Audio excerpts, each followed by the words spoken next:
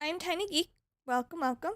Um, uh, Let me know if I need to like adjust my microphone or adjust the game audio at any point if it's too loud or something. Yeah. Welcome to back to Danganronpa. We're gonna be doing a class trial today. Oh yeah. Yeah. So let me load back up down here. Yep, this is it. Yes. We're going to continue. It is time for the trial! I'm gonna put that down. Oh, here we go.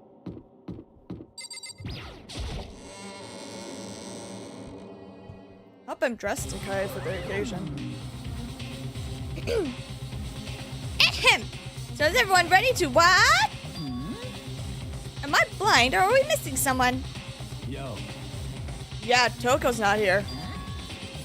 And Toko is... Bro, you really don't remember? Come on! Kidding! I'm just kidding. How could I forget that little nut job? She's a crucial part of this class trial. What are you gonna do? Okie dokie. I'll head and drag her out here, kicking and screaming. Just one moment, please. Sorry, what? And just like he said, a few moments later, he'll be up here dragging Togo behind him. Okay.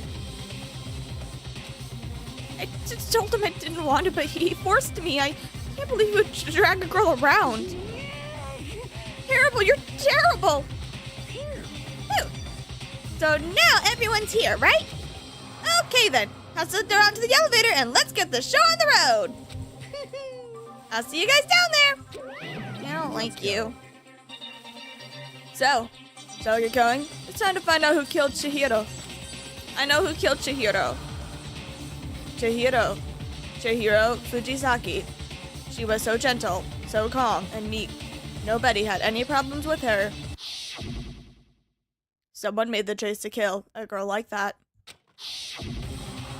It's interesting that they're having the very strong emphasis about the girl thing. Anyway, and that murderer is one of us. Someone standing right here, in this room. I'm staring right at the man. Hi, Yasuhiro. Man, you ready? We're doing this? Yep, we are. Sakura! My girly pop! I will uncover the villain who performed such heinous acts on a weaker individual. You're gonna be so upset, my dude. I don't know why the killer did what they did, but I'm sure it will work itself out. Justice always prevails. Right, bro? Your bro ain't got a lot to say, sir. Very sad. Miss Fujisaki, I must admit, for being 3D, she was quite remarkable. Of course, just the idea of 3D makes me cringe. She wasn't in 3D from my standpoint.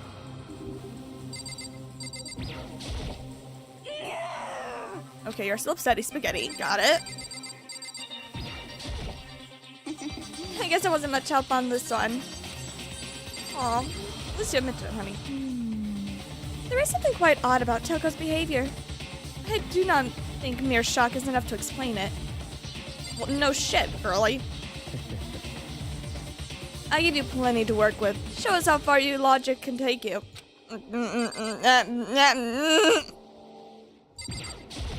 See how far you can shove this finger up your rear, dude. Seriously. Look at Toko, man. Got her worked so up. Oh. What's got her so worked up? I don't know. I'm surprised that you're concerned about Toko, but I think you need a distraction. We have no choice, right? We have to do this. Wait, where's the detective? It's true. There you are. Hi, Kyoko. Just as I asked. Yes. I gave a small nod in reply. With one last deep breath, I walked toward the elevator on shaky legs.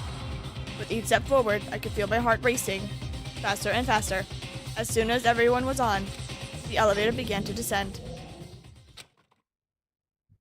I'm gonna make sure my volume's on. We're good. We're good. Everything's good. Don't worry about it. I was freaking out for nothing. I could not get a handle on my emotions, and I could not stop speculating. The steel box sank with heavy, clunky sounds deeper and deeper into the ground. And as the deeper we went, the uneasiness in my heart grew bigger and bigger. The elevator was unaffected, however, and continued to descend without hesitation, until finally, it came to a sudden stop. What do you think? I redecorated. Isn't it so fresh? Isn't it so exciting? Don't waste our time with stupid questions. Let's get this over with. Very nice. Good. You are rip-raring to go. Gotta say, I don't hate it. Not at all. Well, Let's get the show on the road. thrills, chills, kills. That is not at all what you just said. Everyone, please find your assigned seats. And so, the curtain opened once again. A deadly judgment, a deadly deception, a deadly betrayal. A deadly riddle, a deadly defense, a deadly faith. A deadly class trial. Oh, now we're gonna save again. Yes, please. What skills do I have?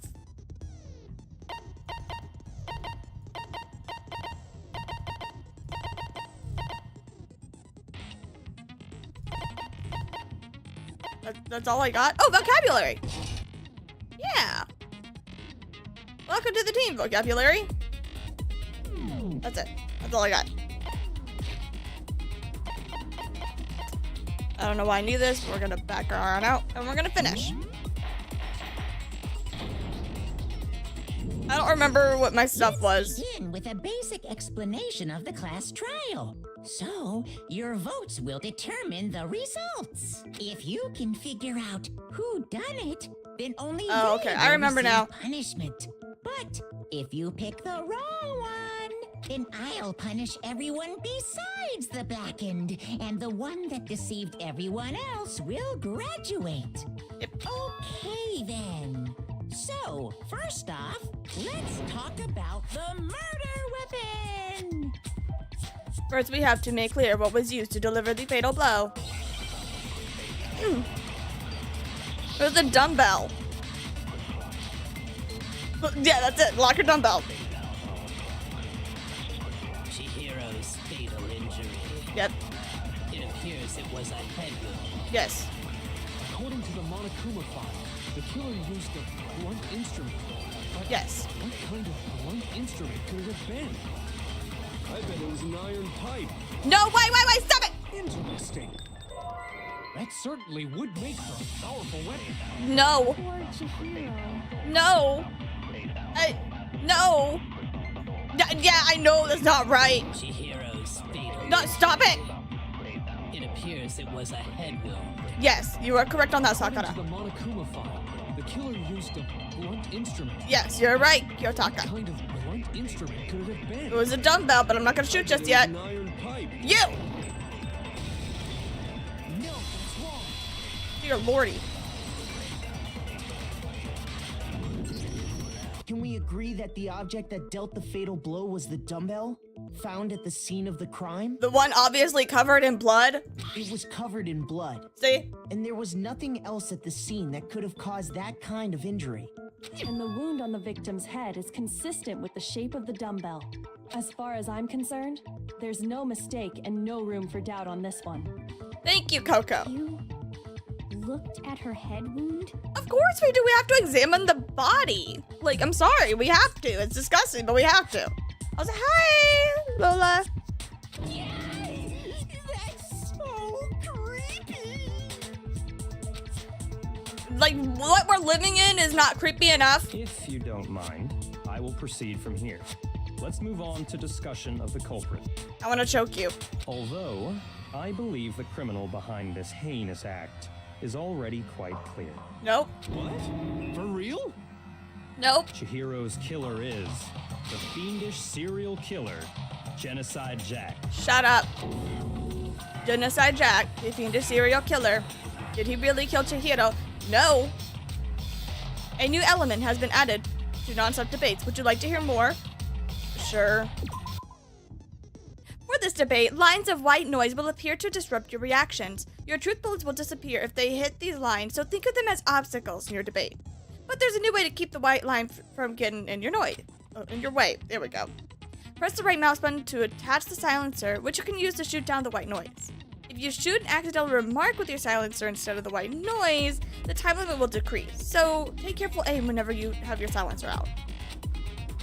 Oh, but if your action difficulty is set to gentle, white noise won't appear at all. In which case, you can forget about the silencer and just focus on the situation in front of you. Good luck and have fun! I think I'm on normal.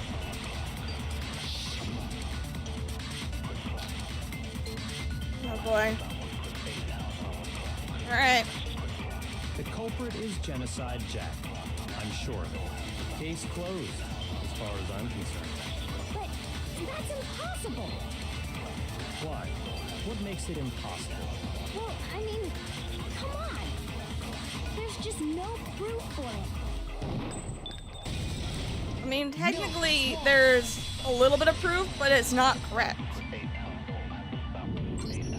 I might know one reason he could be involved. But he's not involved. What? Genocide Jack is framed. I found this file while I was looking around the archive in the library. I guess it's some kind of confidential file the police put together about the Genocide Jack case. What? That's kind of weird as shit, isn't it? What was something like that doing in the library? There's a lot of shit in the library you don't want to know about, dude. The why of it is probably more trouble than it's worth. So let's forget about that for now. Bullshit. More importantly, it outlines all the specifics of every Genocide Jack case in exceeding detail. According to the file, there appear to be two defining characteristics in every Genocide Jack case. The first is that a bloody message is found written at the scene of every murder. Oh, that's right. Boob lust. Boob lust? No, it's bloodlust, sweetie. No. It's actually bloodlust. But more important is the other characteristic, and it's something that has never been made public. Never made public? What the hell is it? Why don't you tell them, Makoto? The other characteristic of every Genocide Jack case, which the world at large does not know, if I am not mistaken, it has to do with the positioning of the body. I got it! Apparently, in every Genocide Jack case, the killer suspends the body in a certain way. Other than the killer, the only people who know about this are the higher-ups in the police department. However, Chihiro was most definitely suspended in the same way. I know, because I'm the one who did it, you son of a How did bitch! the culprit know about this when only high-level police officials were aware of it? There's only one logical answer I can think of. You did it. It's because the culprit in this case is the real Genocide Jack. No fucking way. You're saying Genocide Jack is one of us? Yes, in fact, it's Toko. What? Genocide Jack's true identity is Toko Fukawa. What? Hey, okay, wait, hold on a sec. I agree with you, Asahina. This has nothing related to what's actually happening in our trial, but he's doing it anyway just to be a fucking asshole and to show off. Toko has like bloodophobia or whatever, remember? What kind of serial killer is afraid of blood? Is Toko Genocide Jack? The answer is yes and no. Another riddle. Man, why is this gotta be so complicated? I hate this. It is a riddle for sure, but I feel like I understand it. What it means for Genocide Jack to be Toko, but also to not be Toko. The answer is that she is not just one person, but multiple people.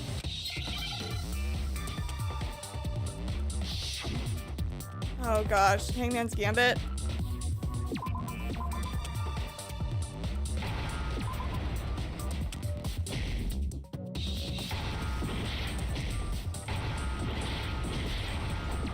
I don't know. I don't remember. Nobody believes me. Nobody wants to hear what I have to say. Oh my gosh. Are you kidding? I didn't get it right. Wait a minute. How could they vote Makoto? He did. Okay, whatever. You gotta give it another shot, damn it. I just don't remember how to play this.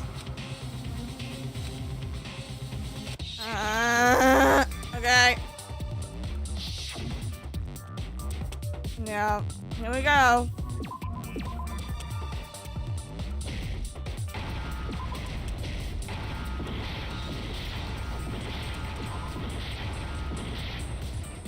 What am...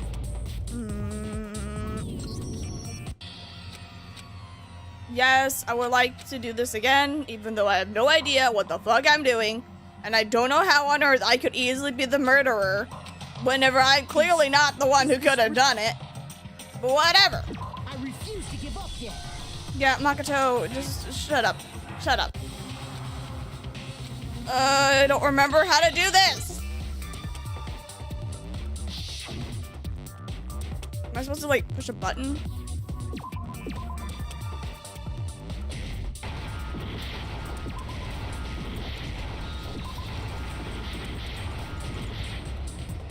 What am I doing wrong?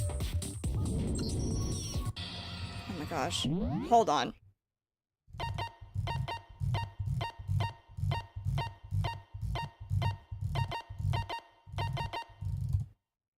Okay, this does not have anything to do with my trial.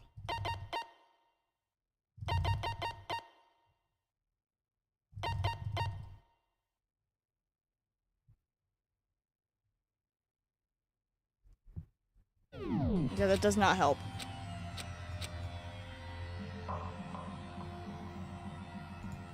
This is gonna be great. Is this really? Yes, I'm giving it another shot, but I don't know how the fuck I'm messing this up.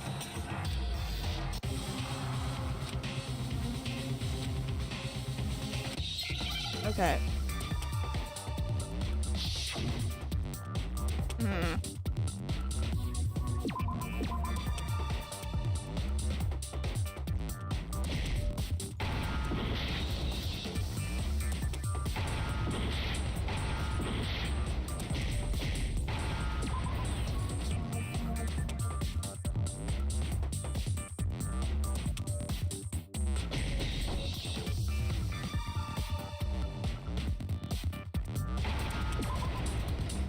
Okay.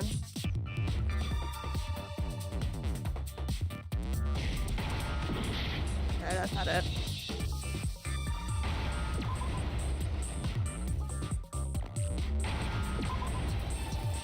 Saizo. Now I understand. I don't! Is it because Genocide Jack has a split personality? Why did we have to have Saizo? Like, why did we... Okay, whatever. Whatever. I'm not gonna question it. I'm not gonna question it. I'm just gonna accept I it. think I read that somewhere in the file, too. They thought that the suspect might have, what did they call it? Dissociative identity disorder. Yes. Also known as DID. But still, to go and say that about Miss Fukawa is Perfectly acceptable. Toko's strange behavior after seeing the body is proof enough that she has a split personality. The one thing that shows Toko could have a split personality has to do with her behavior. Her behavior changed. You're talking DID. about how she Exactly. started Hello, acting Marietta totally Black. different Welcome, than welcome. Usual, right? That's right. Think back. She fainted when she saw Chihiro's corpse, and then, when she woke up... Should I say jack up? No! Why do you have to say it like that, Void? I'm fine. I'm fine. Whoa, is that a dead body? Hey, are you dead? She must have hit her head real hard when she fainted, dude. The world has a front and a back, a top, beginning, and a bottom, a sea of truth and a web of lies. This is quite concerning. I mean, she sounds completely different. She was acting funny, that's for sure. It's her name, Genocide Jack. It's just Genocide Jack, not Genocide Jackoff. Yeah. Don't go assigning adjectives to my tone without permission. Not to mention, once she regained consciousness and saw Chihiro's body again, she was utterly calm. In other words, within her is one personality that can handle blood, and one that obviously can. So when So this Toko is all trapped pointless herself for in the her room, trial. It's because she was scared of Genocide Jack?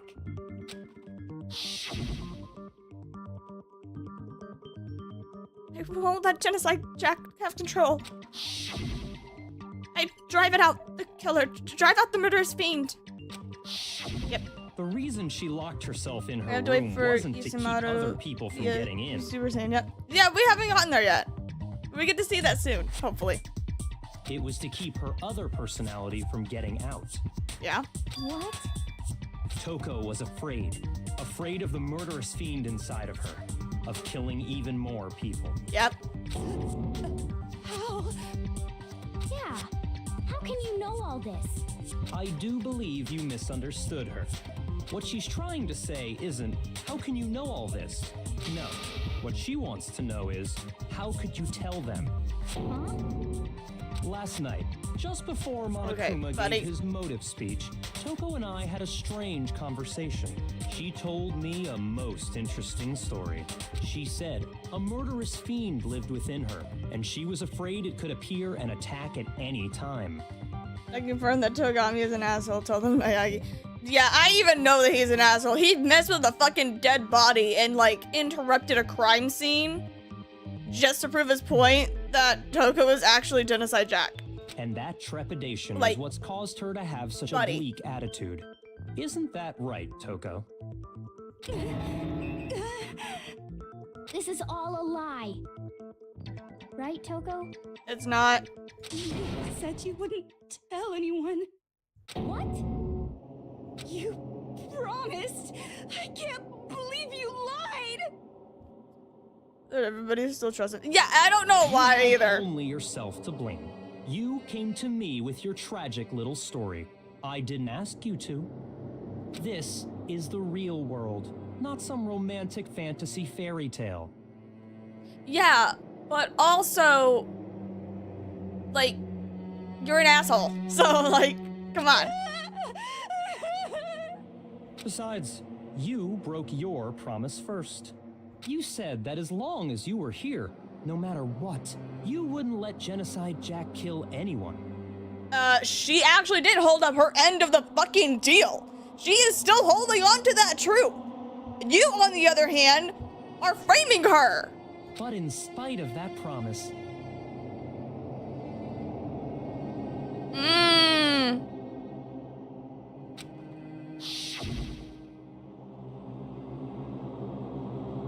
I'm sorry I couldn't keep our promise.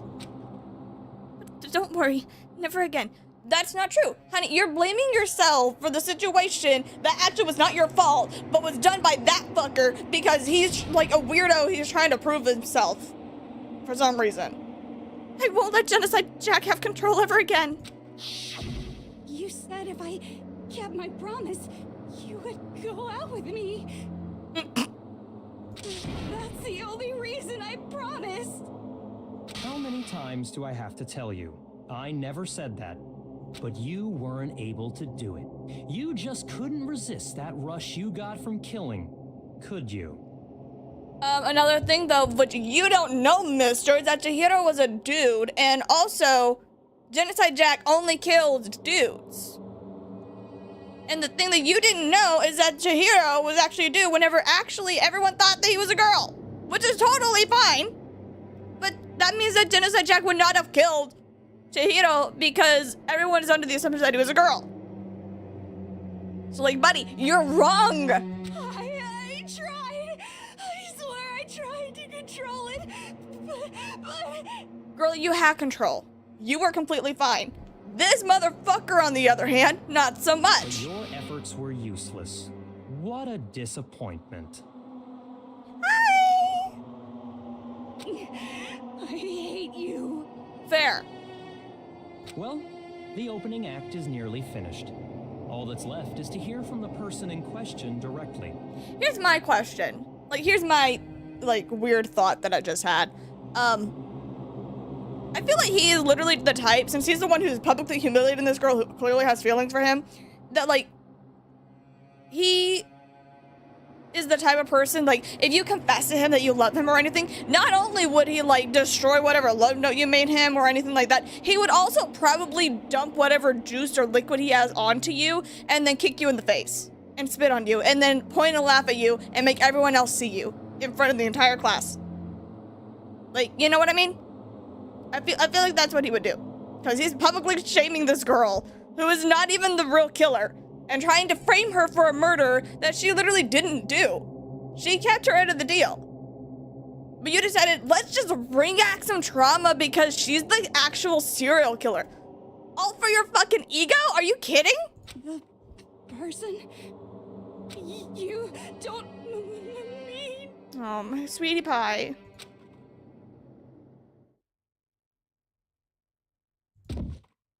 A huge thud echoed across the courtroom, but in the next second, Hello there. Is it me you were hoping to see? oh, I'm so used to her, the Japanese, that like her voice is very weird for this character now. What the heck? So you figured it out, huh? Well, whatever. What are you gonna do? I'm the ultimate murderous fiend, Genocide Jack! Or better yet, let's go with Genocide Jill! What the fuck is this? An alternate personality? What happened to you? Not Toko, that's a loser name. And what happened is a textbook split personality. So what if one of them happens to be a serial killer? You should turn a blind eye to one's fault. Oh my gosh! Now that laugh though, that's a good laugh. So intense. Like they say, sound in murderous mind, sound in murderous body. This one is so different from the one we've come to know. Yes, well, the world is composed of a front and a back, you know. Just like how every inning has a top and a bottom, or how in the depths of every truth lives a little lie. Behind every dark and gloomy soul lives another that shines as bright as the sun! Oh, so I guess you guys are both on the side of let's be very poetic. This is the murderous fiend, Genocide Jack. This is beyond insane. Yeah, it is crazy. It is a little bit weird. It's a little bit freaky. It's a little bit traumatic, maybe a little bit stressful. But I can easily tell you, Genocide Jack is not the killer. And as weird as it's gonna say, I would probably befriend the serial killer, because if I befriend the serial killer, I'm less likely to get killed by the serial killer. Right? Okay, maybe not actually. Maybe not. What's up? Some of us think you might be the mastermind behind our entire situation. What are your thoughts on that? Well, that's a good question. Well, I'll tell you, I am the mastermind of all masterminds! A little confident there, girly pop. Dial it back. Just kidding! There you go. It's not true? Of course it's not true. How dare you try to link me to that creepazoid? Reapazoid? And another thing, the police and government and society in the outside world are totally powerless. I mean, they just let this idiotic, bloodthirsty maniac go buck wild all over town. Sure, I'm a bloodthirsty maniac, but life is pain, right? To live is to hurt other people. Can I? It's a necessary evil if you want to survive. The act of living itself causes pain for everyone. Can I interrupt? Just kidding again! Never mind. This should be enough to convince you. This murderous fiend is responsible for Chihiro's death. She is not. There's clearly a motive, so there should be no doubt. No. What motive is there? A motive?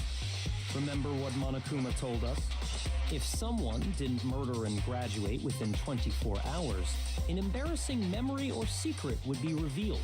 Well, let's assume that Toko's secret was about Genocide Jack.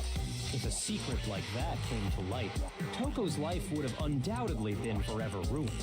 So she had a very clear motive to never have that side of herself exposed. Interesting. Very, very, very interesting. But sorry, as much as I hate to admit it, I'm not the culprit. Yes. But I cannot imagine anyone other than you could murder someone in such a bizarre fashion. Because she didn't. Maybe so, but nevertheless, it's the truth. Do you really expect any of us to believe you? I believe her. Yeah. I could never believe a word you say, you monster. I believe her because I know the truth. I go seeking for the truth. Maybe she is totally right about that. However, something is still bothering me. What she said, I need to get more details about all of this. Yeah, I know. Like, The statue of the dead body. Okay. Sorry, but I didn't kill anyone. True. You say that, but do you really expect any of us to believe it? Perhaps if you had an alibi, that would change things. Oh, an alibi, huh? Now we're talking. Okay. When you compare your past murders to this incident, Okay.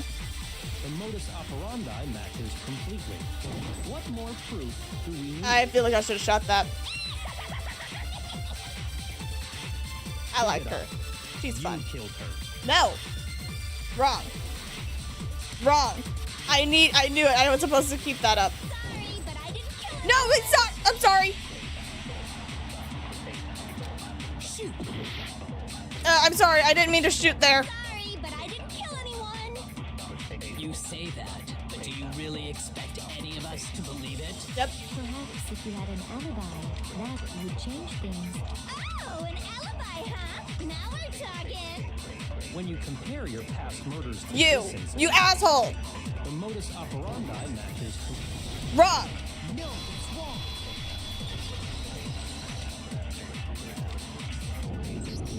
Are the methods of murder really exactly the same? I'm not so sure about that. Well, for starters, they don't use the scissors. They're iconic. I think there's a slight difference between the Genocide Jack cases and this one. Huh? How's it any different? Oh, you don't know? Well then, human garbage, let me tell you! I can help too. I murder with passion and conviction. I consider myself a professional, and I have a very particular way of doing things. True. Imagine you go to a fancy Italian restaurant. They're very picky about the noodles, the sauce, everything. True. But what happened to Chihiro? It'd be like if that same Italian restaurant started using ragu or Chef Boyardee. This is no creation of mine. True. Let me rephrase that in a way that maybe makes more sense. I mean, it makes sense to me. There are two clear differences between the Genocide Jack cases and this one. Yes. There is one clear difference between the murders. In the photos of the other Genocide Jack cases, look at the neck and stomach. Here you will see a clear difference. I got it! For one, the cause of death is different. In the Genocide Jack murders, all the victims were killed the same way. Yep. According to the case file, they were all apparently killed with a pair of scissors. To explain the game to you, Mushroom, you are in a school with a bunch of other students and you are forced to try to kill each other. And then, try to, survive by A, not getting killed, B, surviving the class trial, and also, proving who the killer is. So, yeah. There you go. Chihiro died from a blow to the head, right? So right now we're doing a trial to determine who is the guilty verdict. Because someone was killed, and now we have to figure out who that killer is, so that we can live. Ah, yes. That is remarkably different from the other murders. Wouldn't it be strange for someone who kills the same way without fail to suddenly change their method? And there's more. One more conflicting detail. That's right. In my recipe of murder, if the bloody message is the tortellini, then the arrangement of the body would be the pesto sauce. Girlie, stop thinking of pasta, because now you're making me crave pasta. That's not a really fun sign. So, are you saying the other difference has to do with how the body was arranged? That is right. The second difference is related to how she was suspended. In the photos of the other Genocide Jack cases, all the other victims were stabbed through their hands. Here, you can see a clear difference. Oh, it was the other suspension. Whoopsie, my bad. See, look at her iconic scissors. She is a queen.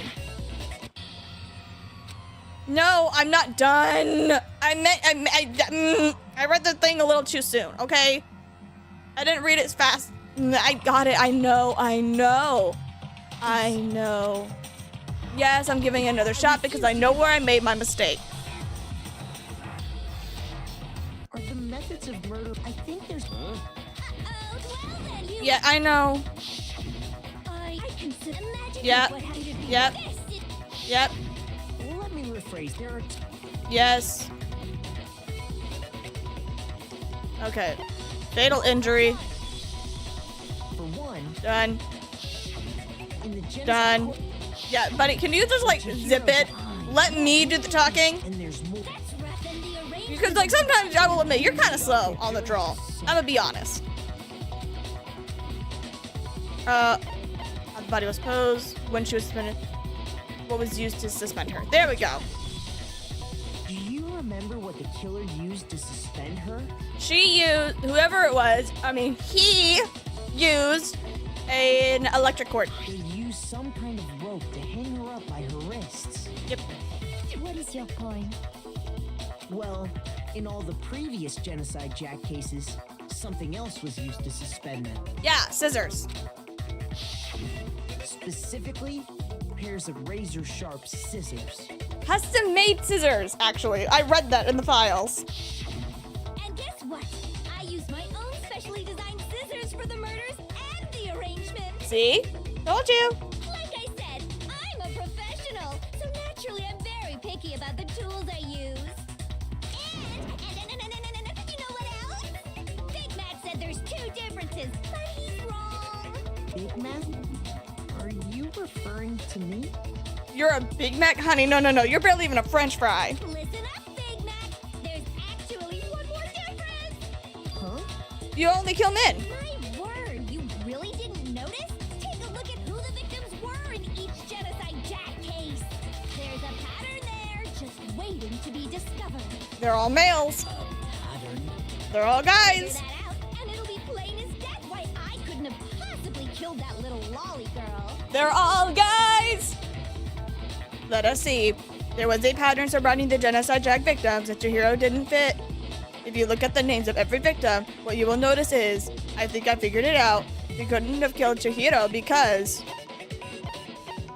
I got it! Is it because Chihiro was a girl?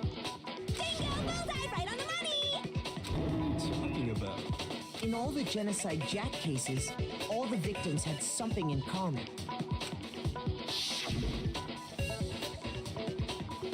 Okay, here's the thing. Yes, Chihiro biologically was a male. But nobody knew that. Except for Kyoko. She knew because she looked at the body. No one else knew. And also the killer. The killer also knew that. Ken Harada, 32. Tetsuhiro Honda, 17. Shoji Gaku, 23. Hano Isai, 14. Takeshi Yoshida, 30. Oh.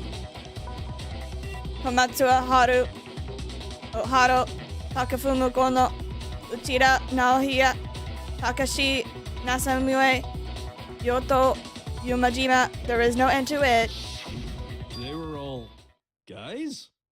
Bingo! The people I killed with such passion and conviction are all adorable little men. I can't believe I said it. I'm so embarrassed. The hell is wrong with you? Embarrassed? Girl, how did you...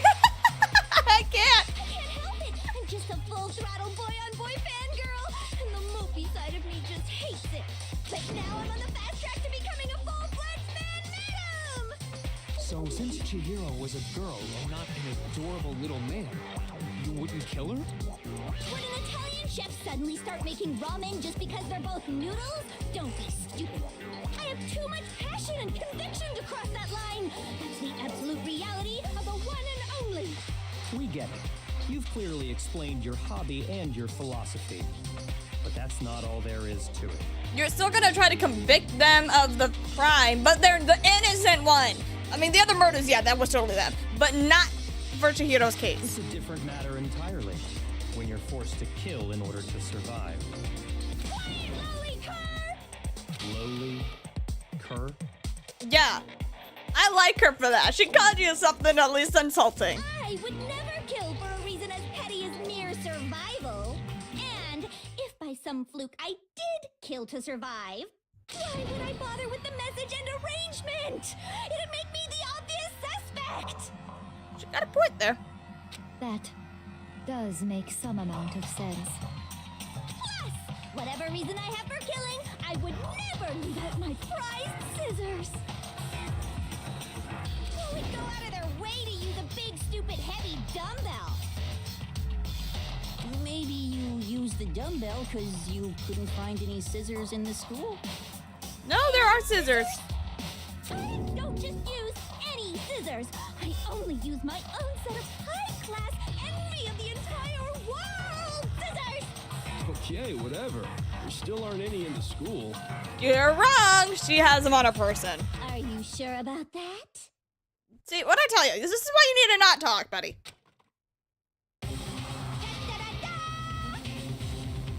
Told ya. I warned ya. She's fully equipped. I'm not gonna lie, she kind of reminds me of like Wolverine. Like imagine that in an alternate universe. A Danganronpa Wolverine mix. And somehow she was the Wolverine. That's right, so I can kill anywhere, anytime. I think that'll be interesting. Why would I resort to dumbbells or rope when I have my trusty scissors by my side? Go ahead, tell me I'm wrong. You can't, can you, gutter dogs, all of you? Not to mention, I have no clue how to tie a good knot. So rope's totally out of the question anyway. Hey, bud. I have no idea what's going on anymore. Could such a heinous villain really be innocent? Yes. But the body really was suspended, right? And nobody but the police knew about that. Yeah. That's why we figured it had to be the real deal and not some copycat killer or whatever. Tomorrow's Deadpool. Oh, that would be fun. If like the other personality was actually the Wolverine and then Toko was actually Deadpool, that'd be fun. Hold on, there is one person who could have copied the Genocide Jack cases because he read the files. Because he's a very self-confident bastard. Here's my Byakuya. Byakuya, it's possible you could have found out, isn't it? Yep. You'd have no problem gaining access to classified government documents or internal police records. Plus, you'd already looked through the Genocide Jack file before this all happened, hadn't you? Yep. Oh, you're being quiet now, you asshole. Are you saying Mr. Togami did it? He messed with, he ruined the crime scene that was originally it was. But no, he didn't do it. He just liked to put the blame on someone to prove his point because he's just that fucking. Then the reason he pushed the theory of Genocide Jack being the killer so hard was because he wanted to pin the crime on her. Yeah, he did. Yes, he did. Oh, he rearranged the scene to disguise it and make it look like I put my stamp on it. The invisible glasses man was behind it all. Oh, I'm on fire! Girlie, stop. Well, Byakuya, what's your response? I see. So now the suspicion falls on me. Then I must ask, when would you say I began acting suspicious? Surely you must have an answer. Since you dragged me around the entire school to prove your point. Looking back and thinking about it now, the way you were acting right before we discovered the body was a little strange.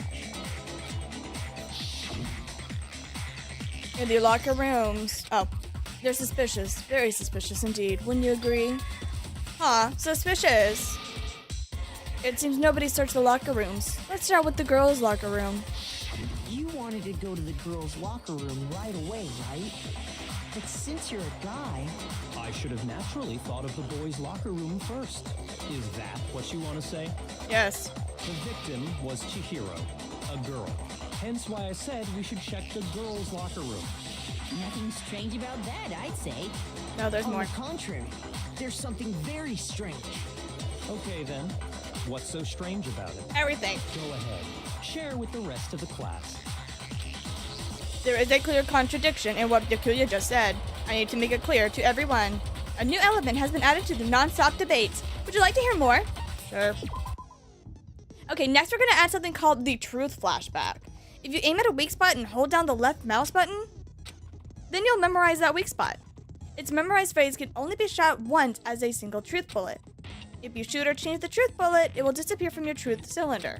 However, you can use this flashback feature as many times as you want. If you don't seem to have the answer to a lie or contradiction in your loaded truth files, It might be wise to memorize a different weak spot and to use that to make your case. When's the best time to use the flashback? Well, you'll just have to use your keen wits, wouldn't you? In this case, though, I will say that if you don't use the flashback, you won't be refuting anything. Well then, good luck! Okay.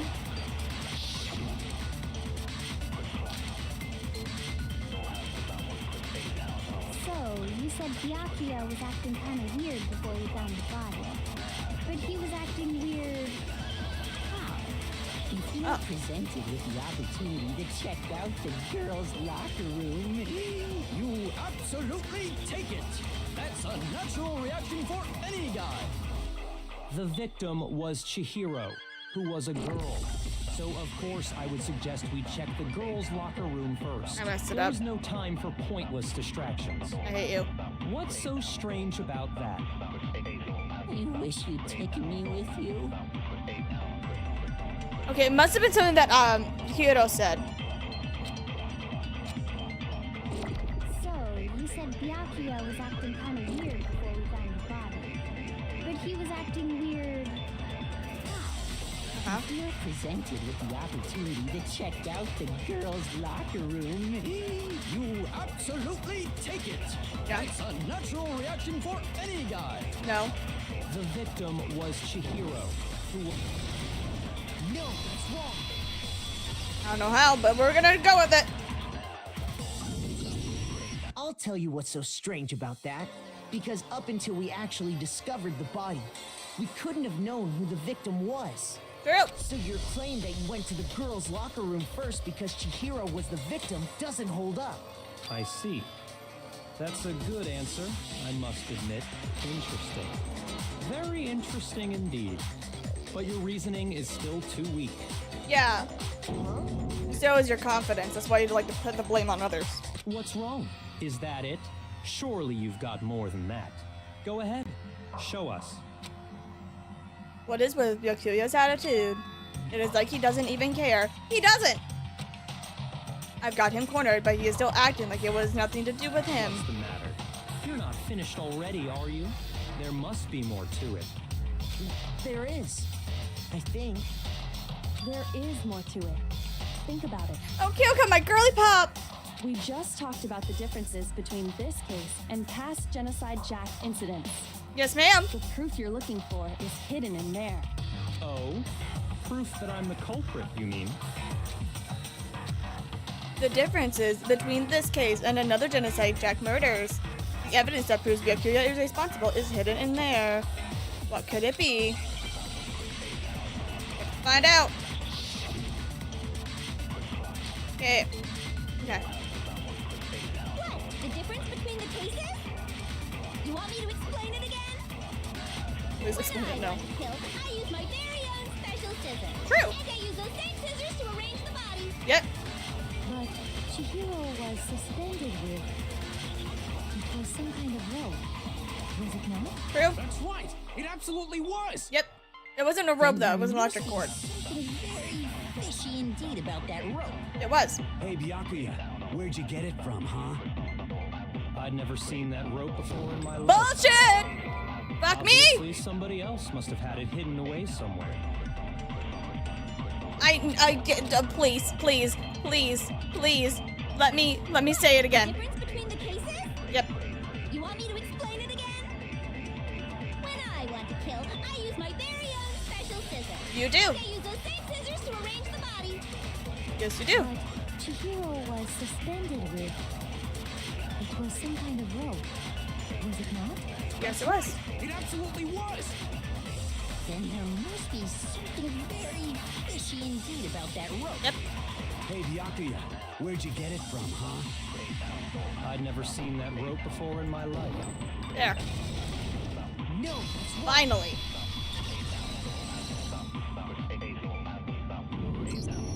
Actually, I'm pretty sure you have seen it before. Because, you see, that rope, or should I say, that extension cord? Yep. What? An extension cord?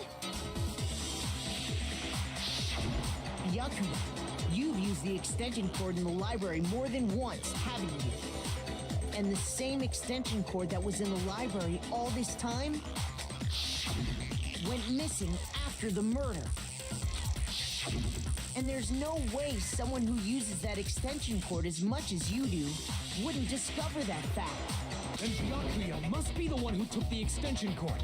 I can't imagine any other possibility. He's also the one who's in the library the most. That's really what you think? Then your conclusion is something like this? I killed Chihiro in the girls' locker room, then hung her up and wrote that bloody message. I intentionally made it look like Genocide Jack was behind it. You did. Is that about right? You did do the killing part, but that last little sentence there, that is 100% true. He is doing it again. He is totally calm, totally unconcerned, as if he is not even involved. Wait, not even involved. What's wrong? I asked you if you think that's what happened.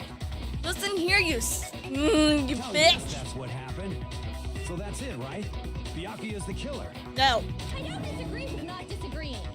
He kept calling this a game, right? So he'd be totally willing to do something like this to win. No. Sorry, but could we hold on just a second? I think we need to talk about this a little more. Yep. Do we really need to?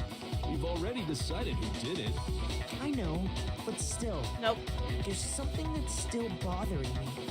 Is that right? And what, pray tell, is still bothering you?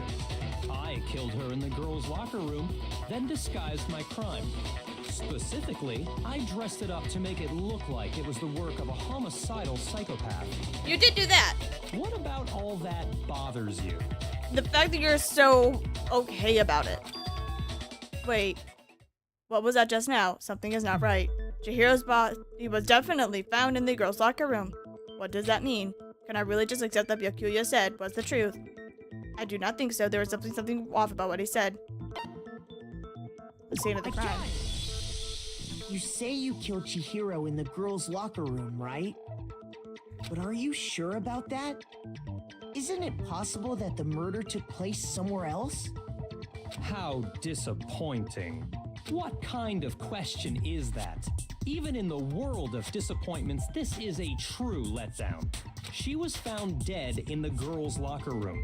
There is absolutely no question about that. True, but what if it was like moved? How could the scene of the crime have been anywhere else? Well, I think it's entirely possible that she was killed somewhere else. Yep. Then carried there later. Yep. Along with the rest of the murder scene. Yep. The rest of the murder scene? Oh, now your face is showing a reaction. That was awfully specific. Please tell me you have a reason for saying all of that. Yes, I do actually. I believe I do. Byakuya, did you just take off your guard? Booyah! When the story suddenly moved to the crime scene, Byakuya, who would have been so confident up until now, maybe Byakuya never even realized that the actual scene of the crime could have been from somewhere else. Hey, don't just move on without permission. What do you mean she was killed somewhere else? I mean she was killed somewhere else. Come on, Makoto. If there's any chance the murder took place somewhere else, let's see the proof. The poster? Evidence that shows the murder took place somewhere else. There is something that was switched between the boys' locker room and the girls' locker room. I believe this was it. Blah, blah, blah. You need to avoid them. There's someone in the locker room. Okay, that's true. Mondo card reader, handbooks, broken handbook. Oh, he's out. Where's locker room? Carpet. Yeah. I got it! We'll do the posters. The proof that she was killed somewhere else is the poster that's hanging in each locker room. Your proof is some posters? Yeah. The poster in the girls' locker room was a picture of a big-boobed supermodel. A big boob But don't supermodel. you think that's kind of strange? I can only imagine the voice actor that wrote that. Why would the girls' locker room have a poster like that? I bet those massive jugs of hers were totally fake. I like you. Meanwhile, the boys' locker room had a poster of the super popular boy band Tornado. Again, that doesn't really seem to belong in a boys' locker room. So you're saying that maybe the posters were switched? Yes. And there's one other thing I noticed about the locker rooms. You know what I'm talking about, right, Sakura? You're referring to my protein coffee, aren't you? Yes, I am, girly pop. Protein coffee? While I was in the girls' locker room earlier, I spilled some protein coffee on the carpet. Yes, you did, girly. But I noticed that after the murder, the stain had been totally scrubbed away. Yes, you did. No, that is not the stain that was scrubbed away. It was moved. Yes, it was. Yes, it was. Booyah. I got it! The stain on the girls' locker room carpet wasn't scrubbed away. In fact, I found it on the boys' locker room carpet. That's definitely the stain from my protein coffee. Yes, it is. Then, does that mean that the carpets were switched too? Yes. But why would anyone do that? To move the murder scene from one locker room to the other. It's certainly plausible, don't you think? Yes, it is. Because that's exactly what happened. In other words, in order to completely swap the scene of the crime, the bloodstained poster and carpet were moved along with the dead body. Yep. By doing this, the killer was able to change the entire room where the murder took place. Yep. I can certainly follow your reasoning, but why would the culprit bother doing that? Because they wanted to hide something. Huh? Why would they go through all that trouble of switching the scene of the crime? Actually, an even bigger question. If the murder did take place in the boys' locker room, then how did Chihiro get in the boys' locker room in the first place? To get into the locker rooms, you have to swipe your e-handbook across the card reader device. Yep. But Chihiro's handbook should have only allowed her access to the girls' locker room. True. She had no way to get into the boys' locker room to begin with. True. No, she did have a way, and I can tell you what it was. Oh, really? I highly doubt that. Shut up! I'm telling you, I know how she could have done it. What is your reasoning? Is he right? Could Chihiro really have gotten into the boys' locker room somehow? Yes. Easily, actually. Okay. Okay. Is it really possible? Yes, it is. Could Chihiro really have gotten into the boys' locker room somehow? Yes. Ah, I got it! What is it? What do you got? She must have hacked her e-handbook. Oh, well, my bad. Sorry. I'm sorry. I jumped to the conclusion there. My bad. Is it really possible? Yes. Could Chihiro really have gotten into the boys' locker room somehow? Ah, I got it! She must have hacked her e-handbook. She was the ultimate programmer, after all. That's fair. I'm but sure no. that would have been no problem for her. No. No, I don't think that's it. She used to think I was in the main hall. Huh? What thing? I'm talking about Leon's handbook, of course. It was broken.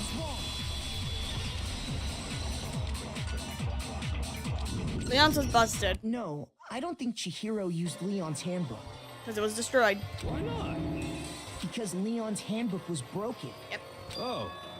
Well, then, yeah, I guess that'd be pretty impossible, huh? Yeah, it would. I am struck silent by how quickly you gave up. Plus, isn't there a regulation against using someone else's handbook? Actually, the rule states that loaning your handbook is prohibited. It says nothing about borrowing one. Yes. In other words, you could borrow a dead person's handbook all you want, and you'd be safe. Yep. Yup, yup, yup. Hit the nail square on the noggin. Sorry, gotta move my board real quick. There we go. Of course, if it were broken, that wouldn't make any sense anyway. So then, she must have hacked hers, like I said. She used her ultimate programmer skills and... Wrong. You can't fix an e-handbook. The instant you open one up, a security buzzer starts glaring. So, if she didn't use Leon's handbook, and she didn't modify her own handbook... Maybe Mr. Naegi's initial assumption is just wrong? No, it's correct.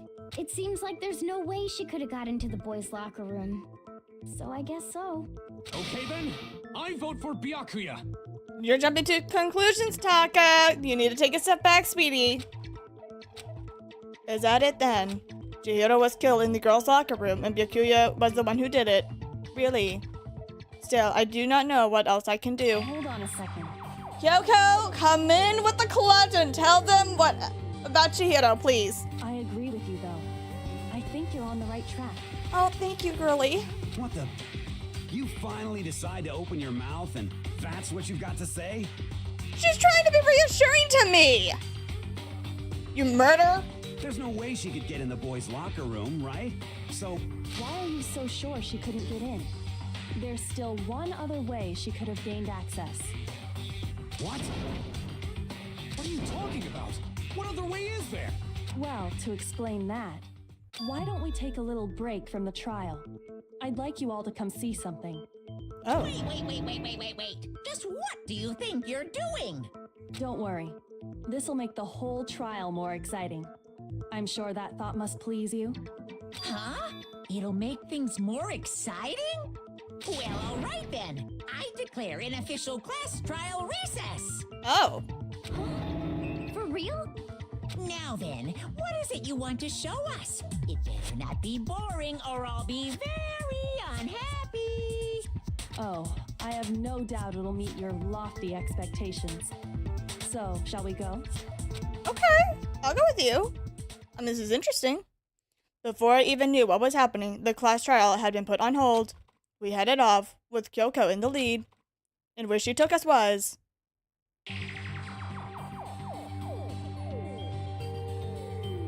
The girls' locker room? We've already searched this place top to bottom. What are you trying to pull, Missy? I'd like you to examine the victim's body one more time. I don't want to find the...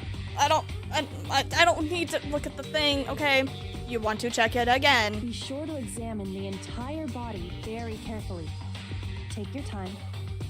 Kyoko, please. Examine her carefully? Like using our hands? Yeah, she did. No way! I mean, I figured you'd be interested, you weird creep. It's probably best if I don't run my hands all over a girl's dead body. Yeah. It's not that I'm creeped out or anything, it's just based on religious grounds, you know? Very well. I'll do it. Oh, girlie, it's not gonna take him off for the team. But you're a girl. You shouldn't have to touch a dead body. Just let one of the boys do it. Nope, I love my girlie. She's willing to make it. No, it's okay. I think Chihiro would rather have a girl examine her. So Maybe. Just leave this to me. Sakura. What is this? Some kind of secret girl-on-girl action? Is that what you two are about? No. That's not it at all. Stop screwing around. Okay, here I go. This is awkward. I'm sorry, Chihiro. Please excuse the intrusion. Put her hands together in a brief prayer. Sakura began to quietly examine her body. Be sure to check her entire body, and I believe we will solve this particular mystery. This is so messed up and uncomfortable. Her entire body? I know you say that, but... What? This is... What is this... Sakura! What is it? Not possible. It's not possible. Sakura's eyes were staring wildly at Chihiro's lifeless form. Her massive frame trembled. This girl is Not a girl. Is what? a boy. No! Why do we have to do this? Ah, I see. So she was actually a he. Interesting. Thank you for confirming this fact. Oh, now you get a reaction? Right? I wouldn't joke about this. Oh my gosh. Then, it's really true? Yeah. Chihiro was a guy? Yeah. Oh, what? You guys didn't know? Heck, I knew that right off the bat. Yeah. Chihiro Fujisaki was totally a guy. He was a cross-dresser? Oh, you're really on fire! I wish I had killed him! Well, you didn't know. So that's what Kyoko wanted to show everyone, huh? Interesting. Yes, that certainly does make things much more exciting. Now Yeah. let's ride this wave of excitement back to the courtroom and get back to the trial. That's so weird, man. Tim, I do apologize for keeping you waiting. I mean, Now at then, least it was a little bit more resume the discreet, class I trial. guess, than just being like, here, let me show you something, and then just lifting up Chihiro's skirt, I guess, is a little bit better than that. But still, making someone, like, go over and touch the body to find that, to determine that it was a guy? Come on. Come on. It's so messed up. We've all just learned of the shocking revelation that Chihiro was actually a boy.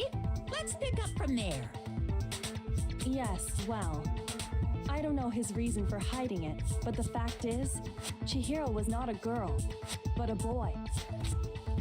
To think that Chihiro was actually a guy. That thought had never even crossed my mind. And because the victim was male, he would have had no problem gaining access to the boys' locker room. I'm gonna grab a jacket. It's getting cold in this freaking trial room. Like, very cold.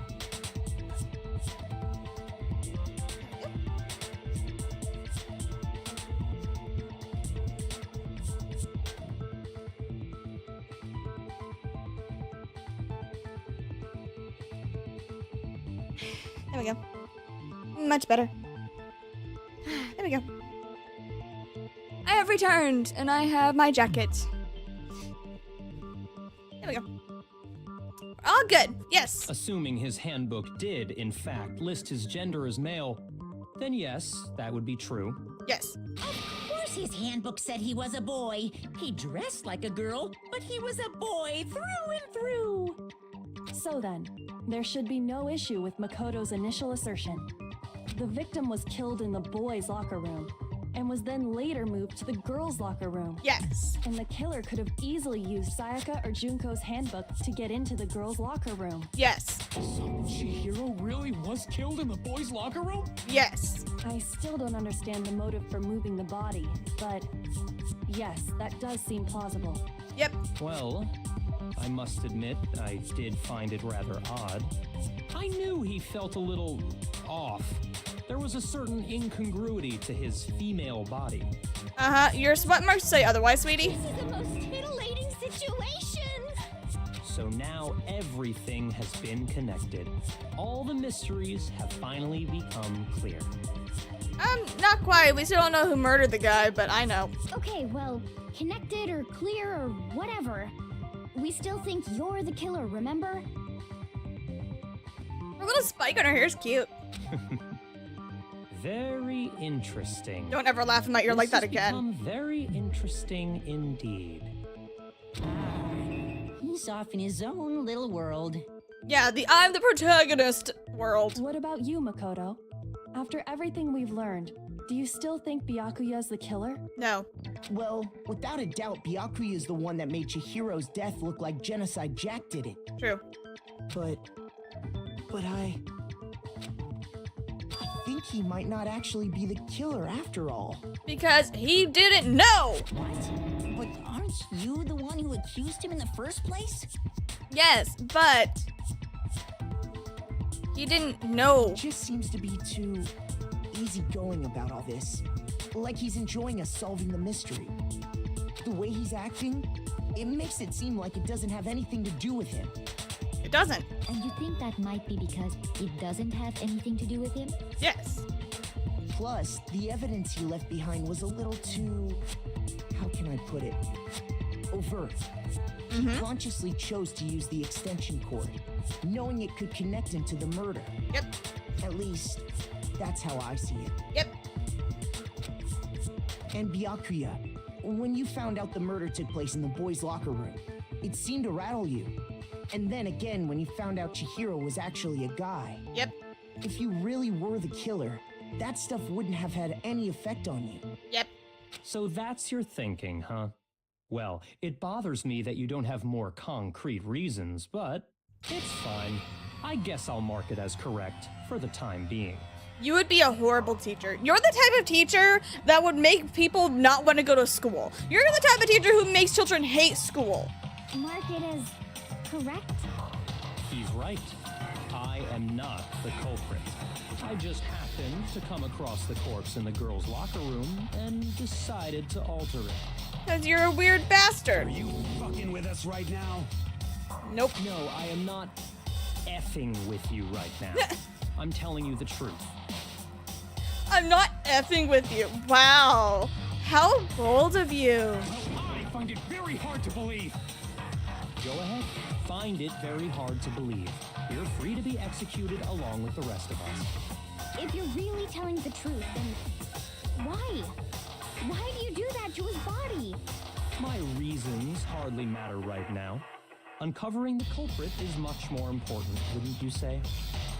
Now then, if it wasn't me, who was it? I know who. Well, I don't think I can say for sure without talking about it a little more. We're seriously gonna keep going? We're all good, aren't we? I thought it was clear Byakuya did it. He didn't. No, I'm with Makoto. If there's any doubt whatsoever, we need to explore every possibility.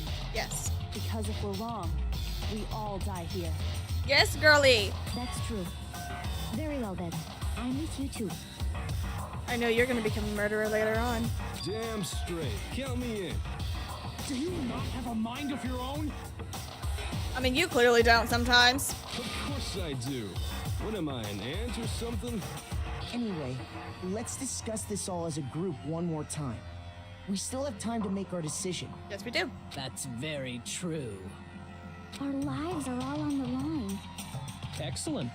Then shall we resume our game of hide and seek? I hate you. If Byakuya did not do it, then who was the real killer? Who murdered Chihiro? There is one thing that we can be sure that we know about the killer. The killer was able to gain access to the real murder scene, which means the killer is a guy.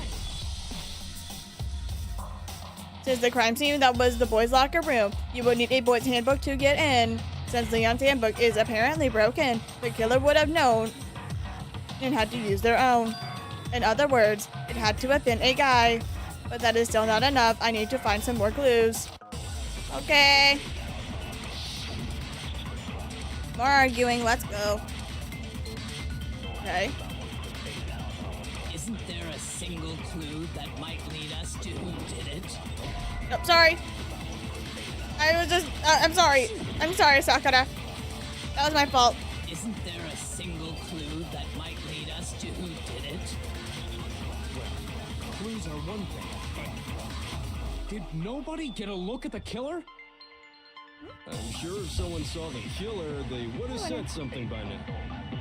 Perhaps someone saw the victim at some point. Even that might be enough for now. Yes. Yeah. All we need right now is any kind of new info. It's over. It's all over. But... You want to know who saw the victim? The killer. And only the killer. Lies. No, it's wrong.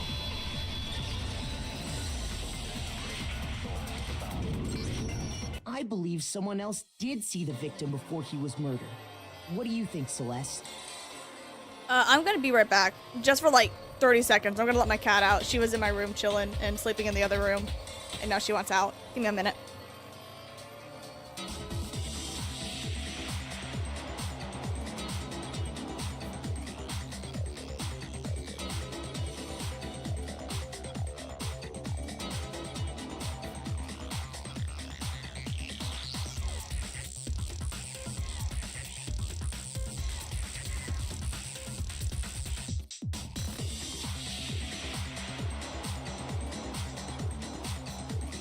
getting back. I just had to let my cat out for a minute. She was in my room. She was sleeping in my room for a minute with me. She's like, yeah, I'm kind of tired of this class trial. I'm gonna bail. Which is fair. This class trial's been going on for over an hour. Come on, man. Really? Yes. Oh, but I suppose only Makoto knows about this. The rest of you had no idea, did you? That is why you're all making such ugly noises. Whatever. Just hurry up and tell us. It was Don't be last so rude. night, right before nighttime. I saw Chihiro in the dormitory warehouse. I saw him stuffing a track jacket into a duffel bag. And then, I assume, he headed off to exercise. A track jacket and a duffel bag? But we didn't find anything like that at the murder scene. It seems likely that the culprit destroyed them to get rid of any evidence. Yep. And that is when he said something that struck me as rather odd. Well, I better be going. I'm kind of in a hurry. Chihiro told me he was in a hurry. But why would he be in a hurry? Only if someone were waiting for him, I should think. So, Mr. Fujisaki was on his way to meet with someone, and then they were going to work out together? Yep. But Hina and I had invited him to exercise with us plenty of times, and he always declined. Yep. Probably because he was afraid you'd find out the secret he was hiding, right? Which means that conversely, he must have trusted whoever he was meeting with very much. Enough so that he was willing to risk his secret being revealed. What a marvelous friendship! The point is, whoever he met up with is the culprit, right? So we just gotta figure out who it was. Yep. And, Mondo, buddy, your face looks a little guilty over there. Just a little thought. But knowing what we know, I can't even guess. No, you already have what you need to make the connection. Oh, look at your little smile, Kyoko. Oh, you're so cute. Huh? You know who the killer is. Yes, I do. You're right. I know exactly who the killer is. Seriously? Who is it? Who's the killer? It's you, Mondo. Think back to the track jacket and duffel bag the killer disposed of. Focus on the details of these items, and it should become obvious who was waiting for him. Are you sure about that? You really think we can figure out who did it based on two pieces of evidence that we don't have? Yes. Why? You want to track down some fingerprints or something? No, we don't have that type of Even equipment. if we had the equipment for that, we wouldn't know how to use it. No, I think Kyoko could, honestly. As noted, the evidence is already gone. There's nothing to get fingerprints from. Maybe, but we can make certain inferences if we just take the time to talk it out. Yes. Easy for you to say, but fine. Celeste, did you notice anything special about the bag or jacket? The bag was just a normal duffel bag from the warehouse. True. All the bags in there are the same, so I can't imagine what would make that one special.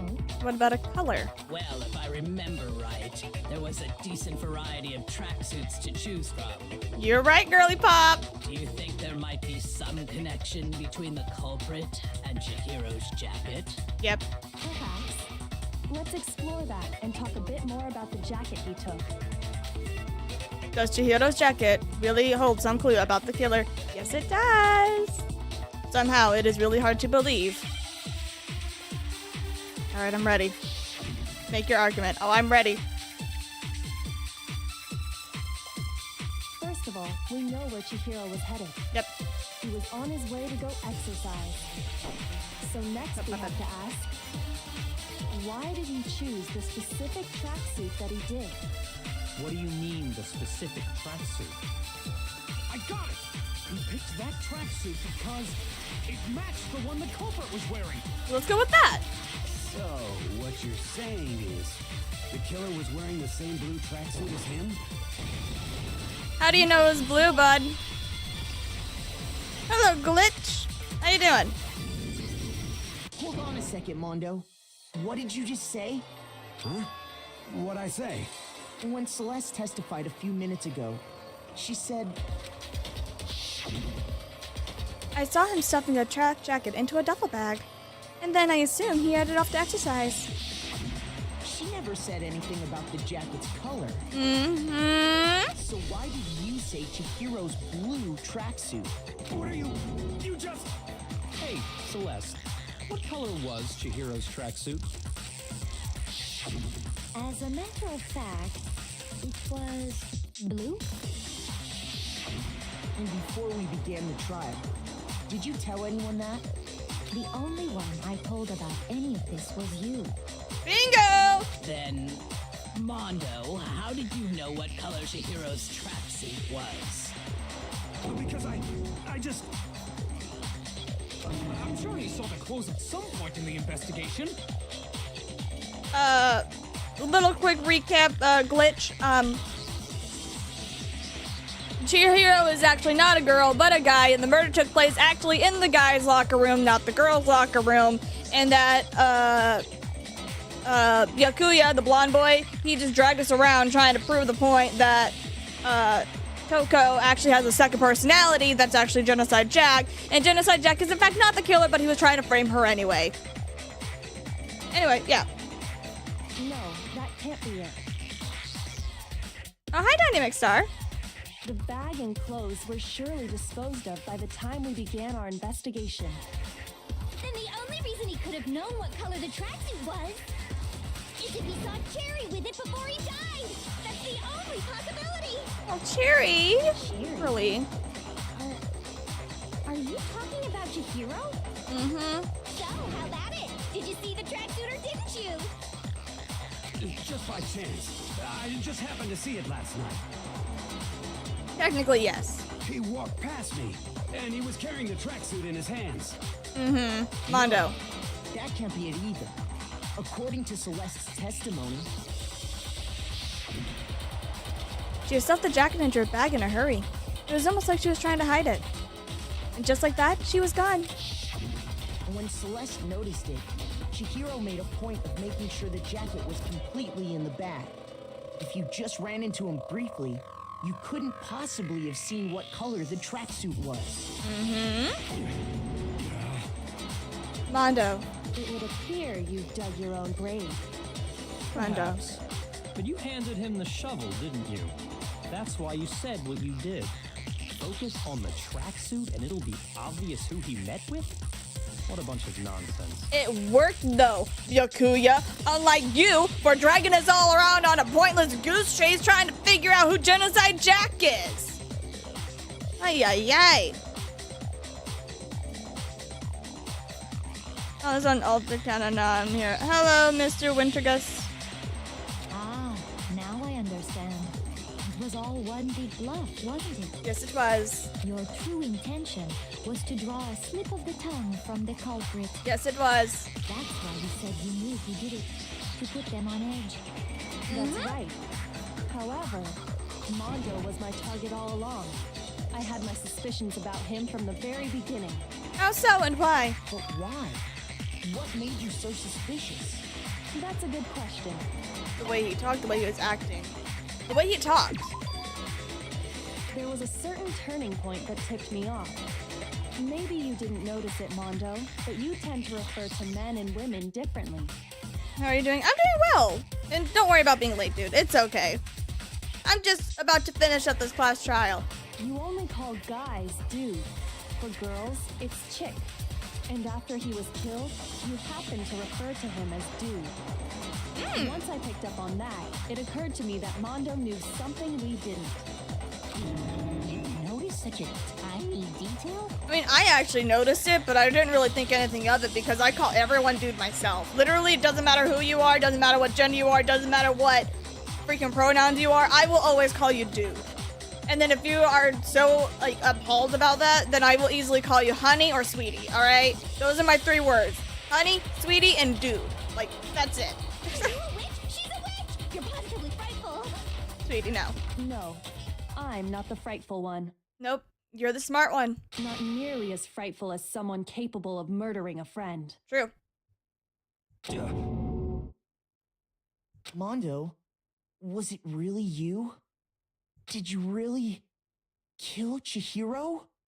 Yes, he did. I didn't kill anyone.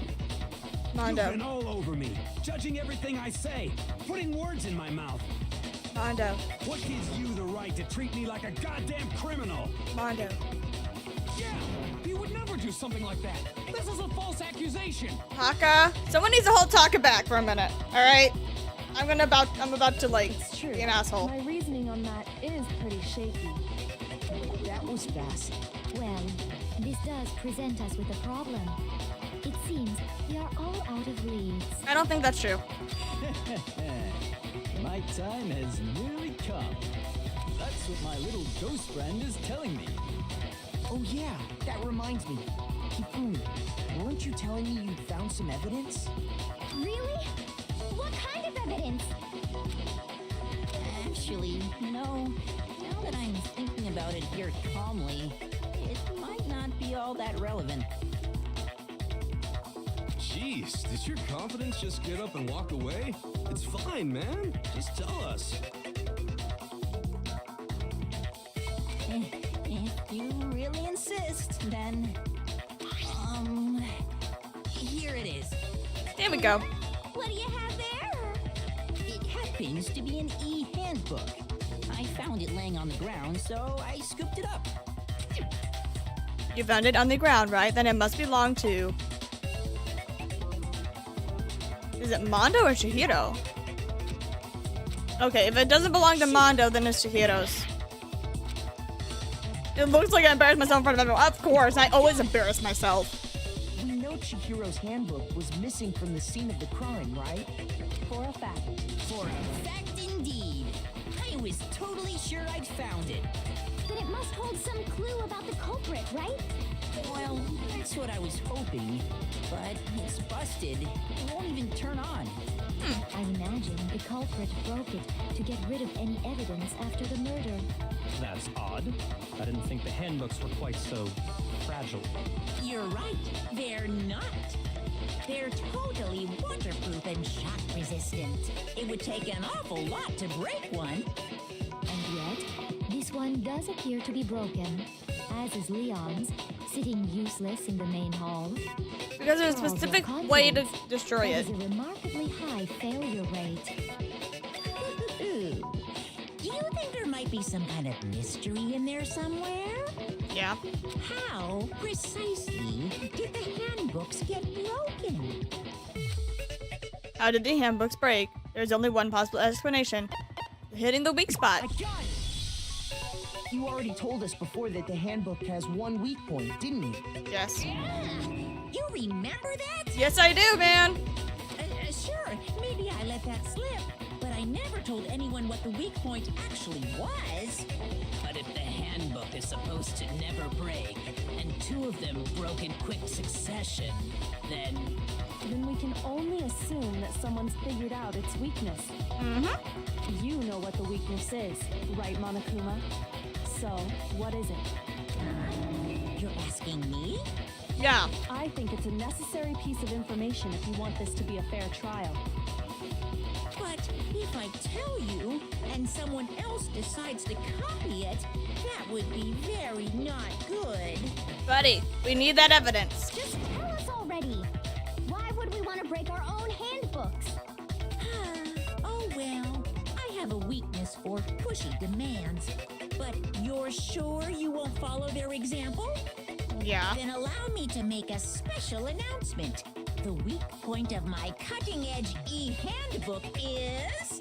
when it's exposed to high temperatures for too long, it will suffer a meltdown and totally break! Then how on earth did Leon's break? I flippin' knew it! Because he didn't try to set it on fire. It was destroyed by all the baseballs. You knew it? Yeah, because I found the handbook laying on the floor of the sauna. The temperature in the sauna can reach over 200 degrees. Strange how you don't get burnt, huh?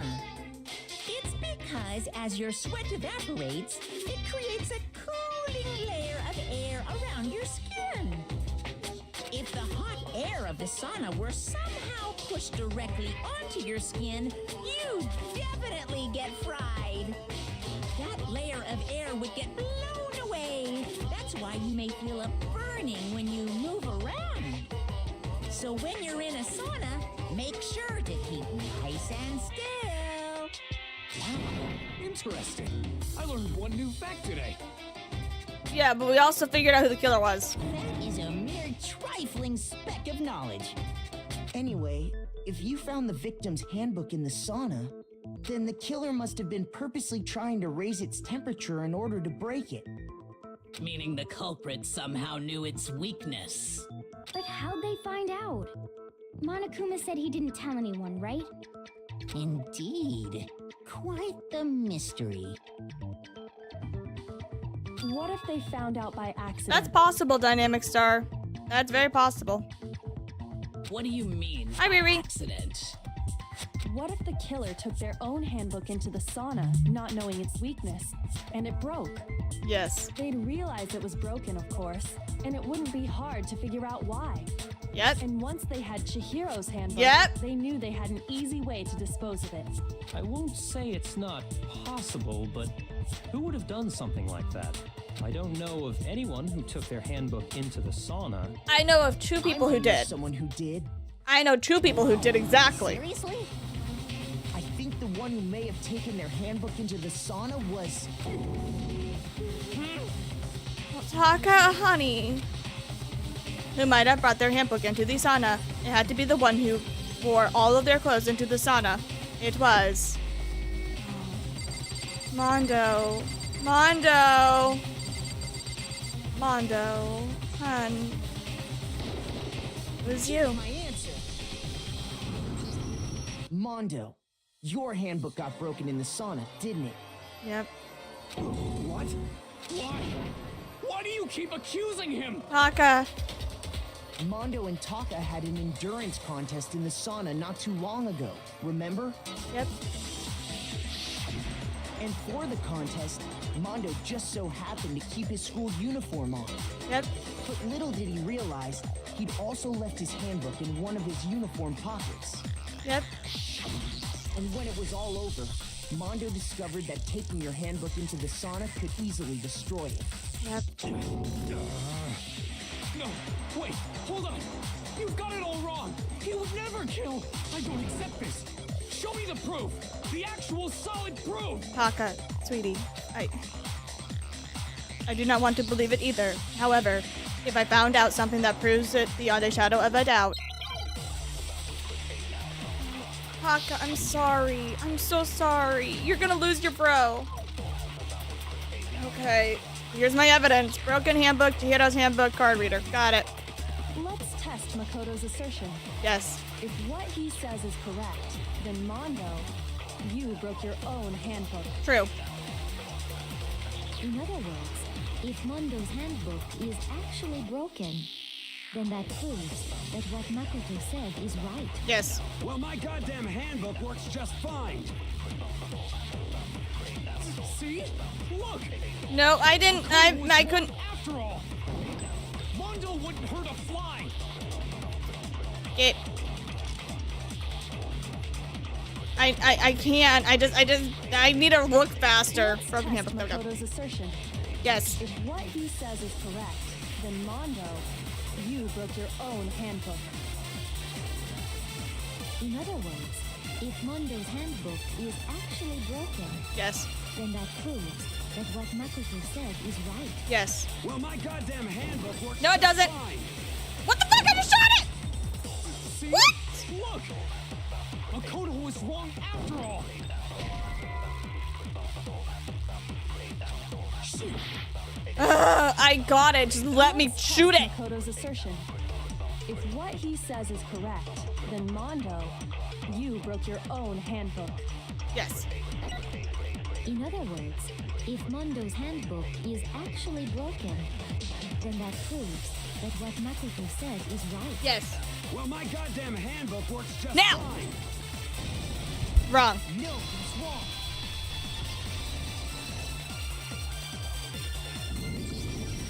Mondo, the handbook you have right now, is it really yours? The fuck is that supposed to mean? The broken handbook that was in the main hall, isn't that one actually yours? Wait, that means he has Leon's. What the heck are you talking about? Because that means that Leon did not overheat. What I mean is, I think Mondo swapped his handbook out for one that actually Yeah, I works. just don't remember what button I need to use to slow it down. That's why I couldn't do it. I think he took Leon's handbook and replaced it with his own. Yes. After all, Monokuma said himself that Leon's handbook never should have broken. True. Because it was never exposed to heat. That's right. The punishment it suffered wasn't nearly enough to destroy it. Exactly. So then, the broken handbook in the main hall is actually Mondo's. Yes. Which would mean that the handbook Mondo has right now is actually Leon's. Yes? Yes. Because it also said about, like, you can borrow a dead person's handbook. You can't. Yeah. Doesn't that violate the school regulation that says loaning out your handbook is prohibited? Incorrect. Well, here's how I look at it. There is a rule about loaning your handbook to another student, but if they're dead, they're not a student. Exactly. It's kind of a gray area, I admit. But no worries. If anything, it just makes things more interesting. Exactly. As such, I decree that exchanging handbooks with a corpse is not a violation of the rules. Because, quote unquote, a corpse is not a person, it is then an object, according to you. Well, Mondo, if I'm wrong about this, you're welcome to say so. I'm happy to admit I made a mistake, but... I'm not. I'm going to admit this is true. Son of a bitch. What's wrong, bro? Come on, tell him he's wrong. Taka. You are wrong. You have to be wrong. Taka. Everything you just said is wrong. You made it all up. Okay, then why don't we look back on this case one more time? You do have a point on Mimic Star. They're still a student in spirit, but not in physical form. So therefore, anything that belongs to them are not really theirs anymore because they're there in spirit. That way, everything will become clear, and we'll all see if I was right or wrong. I don't like doing this, man. Here we go. Oh, sweet pie. All right. Da-da-da-da-ba. What do we have?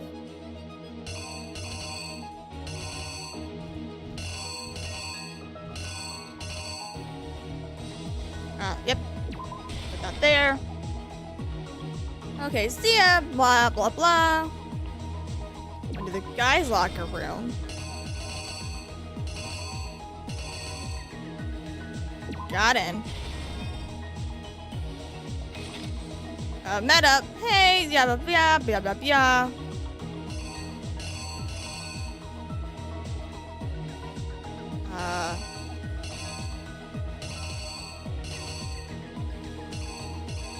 Yeah.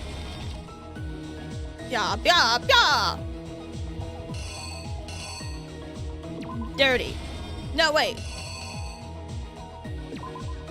Blah. Drop, blah, blah, blah, blah. Blah, blah. Blah, blah, blah, blah.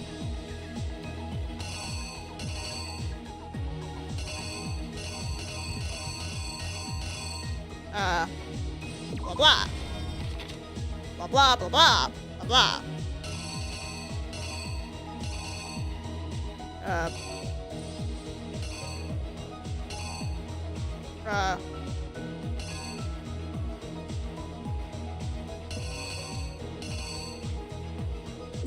Blah? Blah, blah, blah, blah, blah. Blah, blah, blah, blah, blah. Blah, blah, blah, blah. Blah, blah, blah, blah. Blah, blah.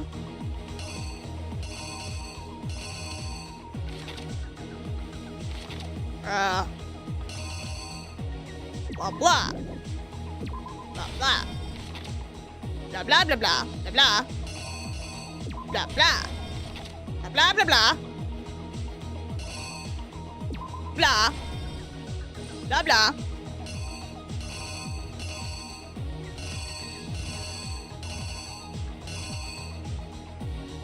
Blah, blah. And we're done. The killer is you. First, let's Am I allowed to draw fan art? Yes! I would totally love it if someone drew fan art of me. Are you kidding? Yes! That's totally okay. Okay, let's get back. Okay, I got it. Let's see if I'm doing this right. Last night, Celeste saw Chihiro in the warehouse, correct? Yes. At the time, she was apparently stuffing something into a duffel bag. Yes. That something was a blue tracksuit. You can confirm this, right, Celeste? Yes. Yeah. That's how I do it. Chihiro headed out, even though it was officially nighttime. Yes. She made her way to the locker room, specifically the boys' locker room. Yes. But how could the victim, who is apparently a girl, access the boys' locker room? Oh. Okay, so that one's wrong. So that's the thing. Oh, wait. That needs to get mixed up then. This. Go away. You, go there. You, go there. There. Now let's go. Exactly what happened. I'll be using your profile picture as reference. I'll try to finish as soon as possible with the community. With Don't bag forget in to hand, active. Okay. Chihiro headed out, even though it was officially nighttime. Yeah, I also have like a Discord if you are interested in joining that, and like you can put it in there if you want, or like Instagram or Twitter. You can tag me. I believe my tagline is @A_TinyGeek. So there's that for you. She made her way to the locker room. But Okay. how could the victim? Yep. What? Rearrange my. But it's right, technically. Is it this? Oh wait, it's this. And then where's the girls' locker that I put down? There we go. We're gonna put this back. So then this.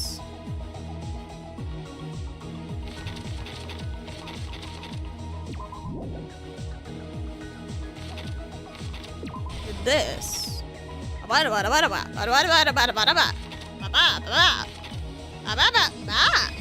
killer is Maybe? you. With bag in hand, Chihiro headed out, even though. Yeah. Am I right? She made her, how could the victim? What? What am I doing wrong?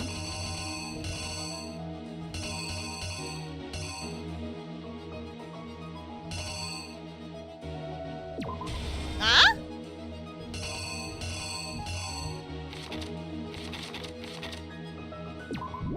Huh? Well, actually, we'll keep that there. And then we'll put mine. The killer is you. One final question. Who is your favorite Pokemon? Ooh. Bag in hand, Chihiro headed out. Starter Pokemon or just like Pokemon overall? The one with Chihiro's hand.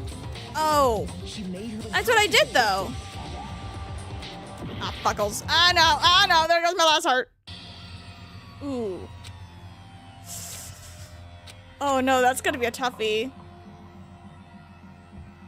I don't know if I have an exact favorite. Yeah, I know. I got it. Yeah, I'm giving it another shot. I refuse to give up yet. Do I have to like restart that whole thing? Probably. I like low punny. No! No, not low punny. Okay, yeah, we gotta restart this. Okay. For starters, that. Second, duffel bag. Next. Ba-ba.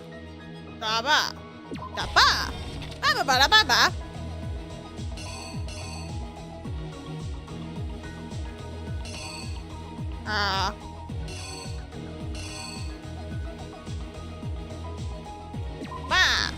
Ba-ba-ba-ba.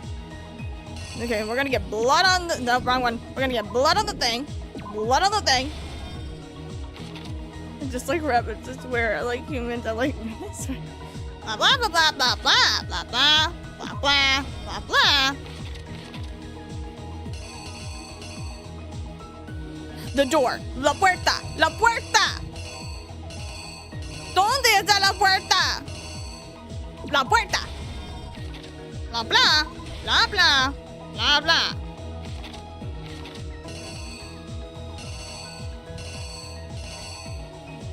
Blah blah blah blah. Blah blah blah blah. Blah blah. Blah blah. Blah blah blah blah. Yeah. Blah blah blah. Blah blah. Blah blah blah. Blah blah blah. Blah. Blah. Blah blah. Blah blah blah. Here's exactly what happened. First, I will give you a list of Pokemon. All right, here we go. You got my girly, Piplup, the first Pokemon I ever saw in my life. Then you got Fennekin, the first Pokemon I ever got playing any type of Pokemon game. Then you got, well, I eventually later, like, evolved my Fennekin fully into Delphox as an option. Oh gosh. The fire Pokemon from Pokemon Violet, I forgot his name. For Coco, I think it was. And there's also Psyduck that I really like. And oh gosh. Oh yeah, Ninetales. That's one of them. And what's another one? Oh gosh, I'm gonna remember it later. It's gonna bother me. Oh yeah, Lucario could be one too. Anyway. last night, Celeste saw Chihiro in the warehouse. Ninetales, we're talking about Naruto? No! No, there's a Pokemon whose name is Ninetales. It's the evolved form of, Vel? Starts with a V. It's a cute little fox. It's orange. Oh, also, I forgot also some Eevee evolutions because I love Eevee so much because like of all the possibilities that Eevee can turn into. And what I would probably have as my Pokemon partner would be Espeon or like maybe even Leafeon or Flareon. Depends on like if I'm gonna end up being like a fire type gym leader because I would totally be a fire gym leader. I would probably have Flareon. So yeah. I hope that helps for references. Oh, and also Glaceon. Or Umbreon. But like the fairy type, sorry, can't handle that one. Gardevoir's a cool one too. And Flabebe. Like the first one, the first evolution of Flabebe. Those are options. I do like some fairy types. Or Pumpkaboo. Pumpkaboo's a good option too. Anyway, I hope that helps out. I hope I gave you a lot of variety to pick with. So I hope you have fun. All right, yeah. The time. Yep. Yep. All right, that's good. That's good. With Baggin, she made it. How could the victim? Bingo. Simple. Because, which is why he was good. able Cool. to use his own handbook to gain entrance to the boys' locker. We got it. Once inside, he met with someone there. And the person he met was the one who killed him. Bingo. It seems likely that the killer grabbed the nearby dumbbell, approached the unsuspecting Chihiro, and attacked him. And that's where the bloodstains on the poster and carpeting in the boys' locker room came from. Yes.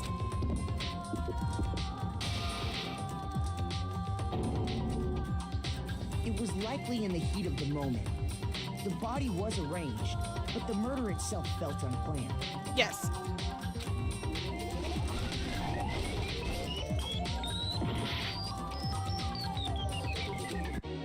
Oh, I put the wrong one up. This one.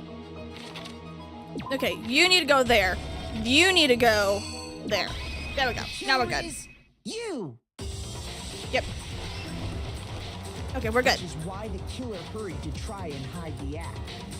First, pulling up the bloodstained carpet. Yes. Then, removing the bloody poster. And finally carrying the corpse into the girls' locker room. Yes. A girl's handbook was necessary to get into the locker room, of course. Mm-hmm. But this alone doesn't prove that the killer was necessarily a girl. Yes. After all, Sayaka and Junko's handbooks had been placed in the main hall. Yes. Using one of those, a boy could get into the girls' locker room without much problem. Yep. And that's exactly how the killer did it. With the carpet and the poster they brought with them, they got to work. Yep. They changed the layout of the boys' and girls' locker room in what you might call a crime scene Adventure of switch. Dead Peter Griffin. No! Not the sweet baby. That could have been the end of things, but no. Byakuya discovered the body and decided to intervene in the situation, making things even more complicated. Gonna draw that too. Have fun. So, after stumbling on the crime scene, he went and grabbed the extension cord from the library, and he used the cord to string up Chihiro's lifeless body. So messed up, dude.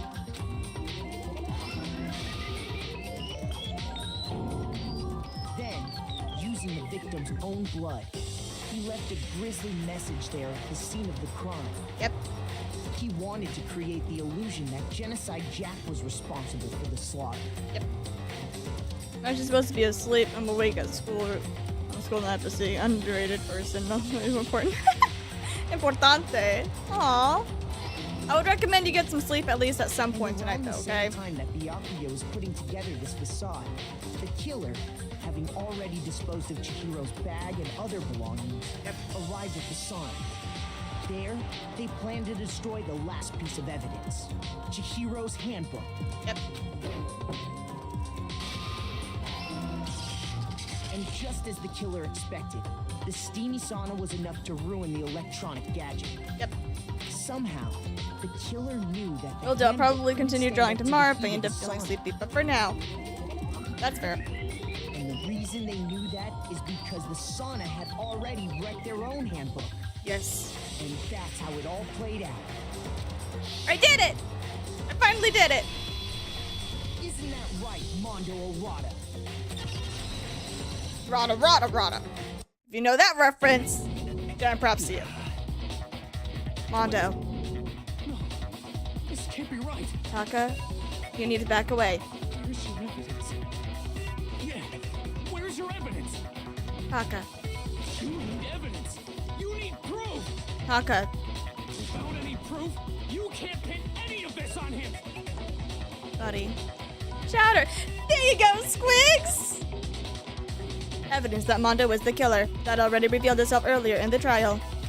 It's from Chowder. Perfect! People know that reference. I love that. If I can somehow show where Mondo's handbook is right now. Once I do that, everything will become clear. A new element has been added to the bullet time battles. Would you like to hear more? Sure. Gotta note it down. Okay. Let's talk a little bit about the fever time and nega time. Is it Niga? I don't know how I just said that. Oh gosh. Leon said, I guess what happened to him. True. During a bullet time battle, if you press the space key, fever time will activate and the tempo will be forced to its max. It said NEGA, okay? Don't come after me. I thought it was like NEGA. It's like ne. Like I thought it was with eh. I'm gonna be in so much trouble.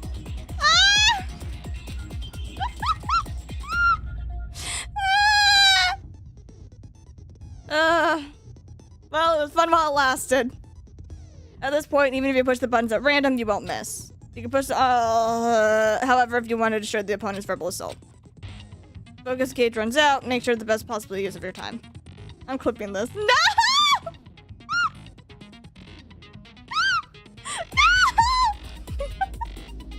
Of course, one fair, not only you got access to the special time, we've also prepared something called, I don't know, Vegeta time. I'm calling it Vegeta time that your opponent can use.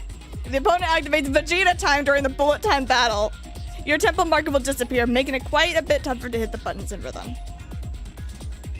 If you were to activate Fever Point at this point, never mind. I'm sure nothing would happen.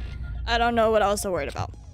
Unsurprisingly, if your action difficulty is set to gentle, the opponent will use Vegeta time. Good luck and have fun. Why not negative time? Right? Show me some evidence. You're wrong. I won't listen. I refute you. False. 2, 3, boom. 1, 2, 3, boom. 1, 2, 3, boom. 1, 2, 3, boom. 1, 2, 3, boom. 1, 2, 3, down. 1, 2, 3, down. 1. Show me some evidence. You're wrong. I won't listen. I refute you. False. 1, 2, 3, boom. 1, 2, 3, boom. 1, 2, 3. I won't listen. False. You're corrupt. Okay, final strike. Show me some evidence. This should prove it. Okay. Well, also watched Gravity Falls in the past 10 days. Yes! Are you kidding me? I love Gravity Falls! I always thought I would be Mabel, but the reality is I'm kind of like a weird mix. Certain aspects I'm kind of like Mabel, other aspects I'm mostly like Dipper. Just like a gender bend version of Dipper. Because I am very hyper fixated on like finding out puzzles and solving like clues and like things like that. Like the deciphering stuff, oh my gosh, yes. That show made me realize that like, how much I want to become like a detective in a way. Because I just love deciphering all the little clues and the like after credits. Like they would have like those codes at the bottom. I would decipher the crap out of those. Am I thinking? Okay, yeah. Mondo must have replaced his broken handbook with Leon's. In which case, we can just check each of our handbooks right now. Yep. Once we do that, We don't gotta do that. Mondo. Huh? Yeah. I did it.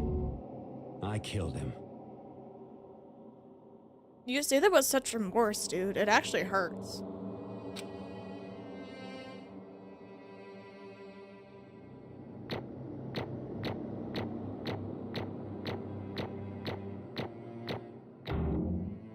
Yay! Yay! Bro, what are you saying? Taka, look at me, bud. I got no choice, man. After hearing all that, I gotta just give up. Mondo. Go ahead, Monokuma. Get it over with. Ask for the goddamn verdict. Roger that. Wait, hold on! Mondo.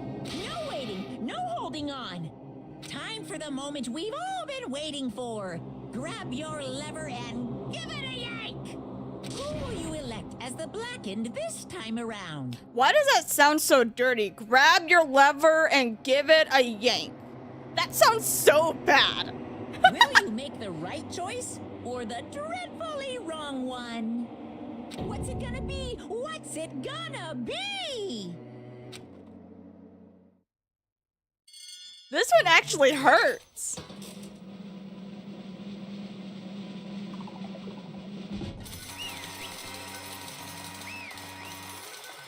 Mondo. Actually, I'm gonna go watch some more Gravity Falls. Bye. Bye, Squigs. Enjoy. Oh, liver must also hurt. It depends if you're aggressive with it. Uh-oh. This time it looks like you got it right again. Yes, it is so. The Blackened that killed Chihiro Fujisaki was... Mondo Owada! Mondo. Unbelievable. Unbelievable. In case you are wondering, the vote was not unanimous. Yotaka chose the wrong answer. You're treading very close to the danger zone, Mr. Ishimaru. You need to be more careful. I refuse to believe it. There is no way that he would kill someone. Sorry. Honey. What is this? Why are you apologizing? Why? Why? Why? Why did you do it? Is it wrong for me to want to give Mondo a hug? And then also try to hold Taka back? Now then. It's like, I really want to. Reaction. Mondo's reason, backstory, and Ishimaru's reaction was absolutely despair-filled. Yeah. Well, it looks like Mondo's taking a vow of silence, so allow me to explain on his behalf. Actually, the story of the murder this time is the sad story of two men. But for anyone who doesn't actually want to hear it, you can hit the control key, so fast forward to next. No, I'm reading this shit. Anyway, there once was a young boy, and his name was Chihiro Fujisaki. Mondo's underrated, yeah. I will agree to that. He had an extreme inferiority complex regarding his lack of strength. You're so weak, even though you're a boy. He'd heard things like that as long as he could remember, and he couldn't overcome his weakness. On the contrary, he tried to hide and buried himself further and further into that weakness, to take on that fragile form of a petite young girl. He had chosen this as a way out. Nobody will be able to say anything about even though you're a boy. No matter how tightly he wrapped himself up. No matter how tightly he wrapped himself up in that shell, that inferiority complex had already taken root deep inside of him, and was not so easily weeded out. As it turned out, the shell was completely empty. The complex didn't disappear. Instead, it only grew stronger and stronger. I'm weak. Weak.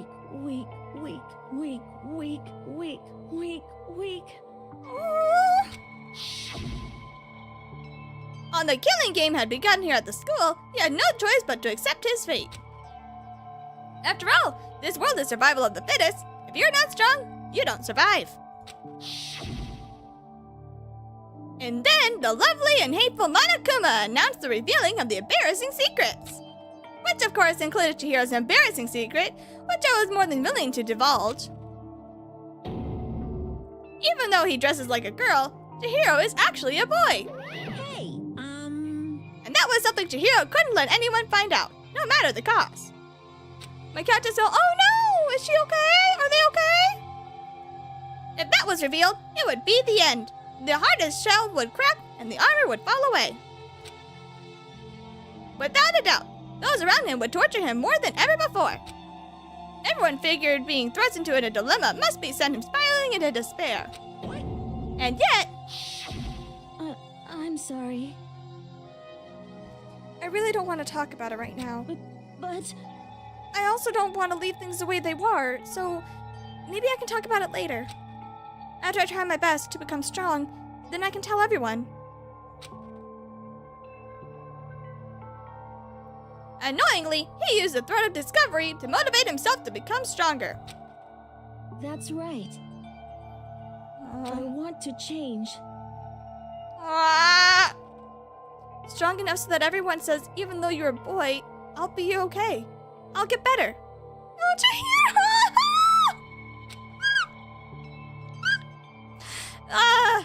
With that thought at the front of his mind, he resolved to take immediate action. And so, that day, he made the commitment to begin exercising. He was prepared to refrain his mind and body. But sadly, that would be the first and only chance he would get. hey, When he decided to start exercising, he thought it would be good to ask for someone's help. But he wanted to tell that person in secret first, and then ask them to help from there. And that person he went to? Yeah, that's right. It was me. Yep, it sure was. The biker gang fella had it painfully clear about how important this manly promise were. So Chihiro probably figured that even though he confided in Mondo, his honor would make him keep the secret. uh-huh. But Yes, Mr. Macho Mondo was the very symbol of a strong man that Chihiro had always aspired to. Maybe talking to Mondo about it will help me give some courage. So So he went and asked Mondo to help him become stronger. I think that was supposed to be Monokuma.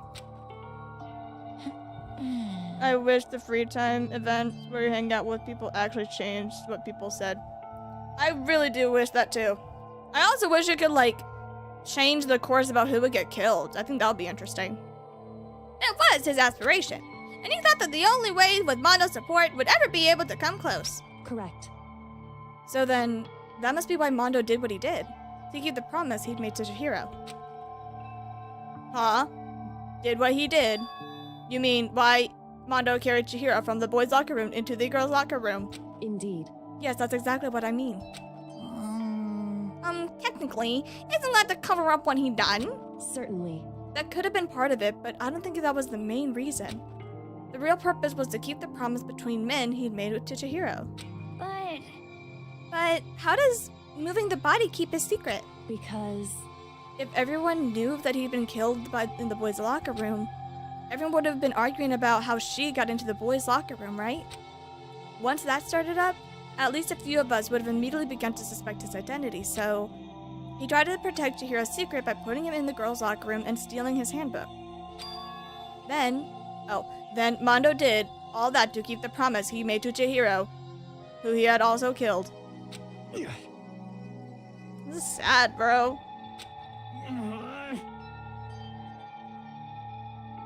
Why would he do that? The more I hear you talk, the more I don't understand. I mean, you guys trusted each other, right? So why? Why did you? Because no matter what, I didn't want anyone to know. I knew it. So that's what triggered it after all. The possibility of having your own embarrassing memories and secrets exposed. What is this? That's impossible. Nothing could have been that bad. Something you didn't want anyone to know, even if it meant killing someone? You're wrong. It's impossible. Don't make me repeat myself. Then don't. To judge others by your own standard is the height of folly. Even if you can't comprehend it, he obviously can. And that's what there is to it. Well, while we're on the subject, why don't I tell you? That embarrassing memory, that secret he didn't want anyone to know. Hey, You know what Mondo did? He killed his own brother.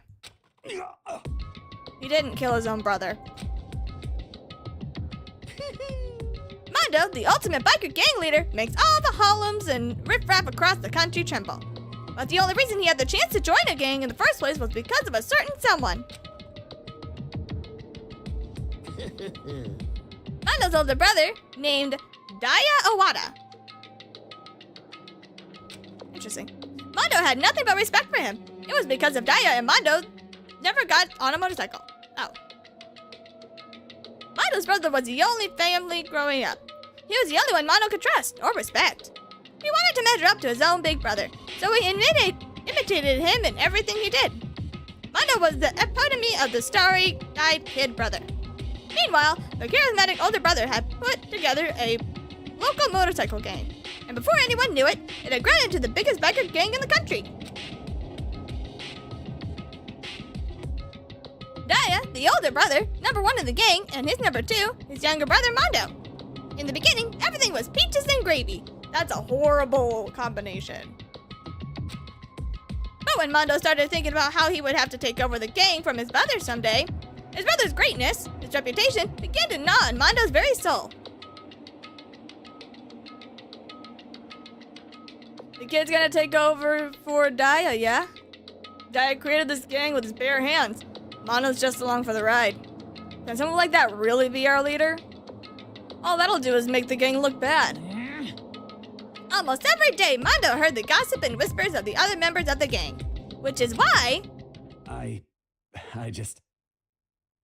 gotta get stronger. Stronger than Daya. This is so sad! Just one more time. No matter what, I gotta win. Don't fuck with me. I don't care what it takes, I gotta come out on top. And on the night of this amazing brother's retirement ceremony, Mondo challenged him to a street race. But during that race, tragedy struck. Kid brother pushed ahead with reckless abandon, eager in victory, and dashed into an oncoming traffic. Crazy Diamond! Fun. But suddenly,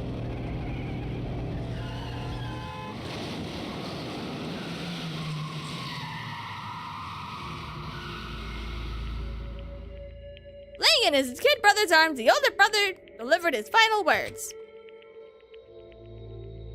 My bad, kid. I fucked up. Sorry. Of course he knew it was his brother's fault, but Daya never blamed him for what happened. Hey kid, the rest is up to you. No matter what, you gotta keep the gang together. Because it's the team, you and me put together. It's a promise between men.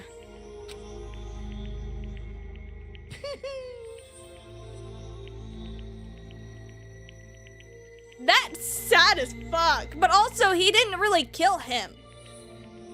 He made the ultimate sacrifice to save his brother. Otherwise, Mondo would have been killed. And yes, it would have been his own fault. But his brother saved him. He didn't kill his brother. His brother saved him. He decided to hide the truth of what happened from everyone else in the game. In order to keep the gang together and keep the promise to his brother, he could never admit to anyone that it was his own weakness that had caused the accident. And as a result, the team was made even stronger under the banner of the kid who's bested his big brother. Daya was gonna lose to his kid brother, so he got stupid and got himself killed. Not true. He didn't kill his brother, he got his brother killed. That's fair. That became the explanation for what happened. Mondo's lie became the truth. Yep. That's true. You tell a lie long enough, it becomes a fake truth, but it still becomes a type of truth. He wanted to leave the team so bad that he was willing to tell all kinds of lies about his brother. I'm strong. Strong, strong, strong, strong, strong. And yet, as soon as our killing game began, he realized, no matter how tough he pretended to be, he was just another weakling that could die in an instant. And then the lovely and hateful Monokuma announced the revealing of the embarrassing secrets. And at that point, it was clear I would have no problem shedding light on his little secret. Mondo killed his own older brother. No matter what, I couldn't let the other gang members find out. If that happened, everything would have been ruined. Everything that me and my brother had worked hard to create would have been destroyed. His death, all the guilt that I've been carrying around, it all would have been for nothing. So that's why Mondo. After I saw that Monokuma had on me, my head filled up with a kind of fuzzy uneasiness and just started swirling around. I never felt anything like that before. I didn't know what to do. I wasn't sure what to think or say, but after a while, that fuzzy uneasiness turned itself into a rock-hard lump of anxiety way down into deep in my stomach. And it was right around then that Chihiro asked me to start working out with him. And right there, he told me a secret. Seriously? Jesus. I'm sorry. I lied to you. Why? Why now? Why are you telling me this all of a sudden? Huh? Because, I mean, you've kept that secret all this time, right? If anyone found out, you would... But... You're right, but... I want to change. Oh, Chihiro. I wrapped myself up in lies, and I'm weak. I want to destroy that version of me forever. His words were like a knife in my gut. Oh. He felt like he was exposing the lie I'd been living myself. I have to change. I don't want to be weak anymore. You're so strong.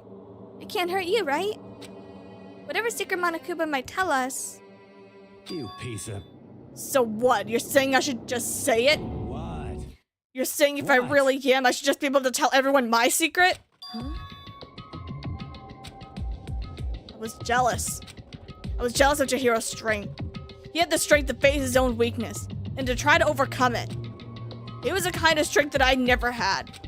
I was so jealous of him. And that jealousy broke me. What? Are you making fun of me? I'm strong. Are you fucking with me right now? No.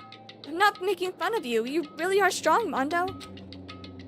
I felt like I could hear something starting to creak. Something inside my head. What did he want me to do? What was I supposed to do? What was I supposed to just sit back and let my secret get revealed and ruin everything? What's wrong? This is sad as fuck! Damn you! Why did you have to tell me that? Are you trying to rub my failure in my face? I just wanted to. I admire you. I admire your strength. Yeah, that's right. That's right, I am strong. Strong, I'm strong. Strong, strong, strong. Stronger than you. You son of a bitch! I'm stronger than Daya. Whoa. I don't remember anything after that. When I woke up again, he was laying at my feet, covered in blood. I had the dumbbell in my hand and I was just staring at him. Down on the ground. Oh no. I killed him.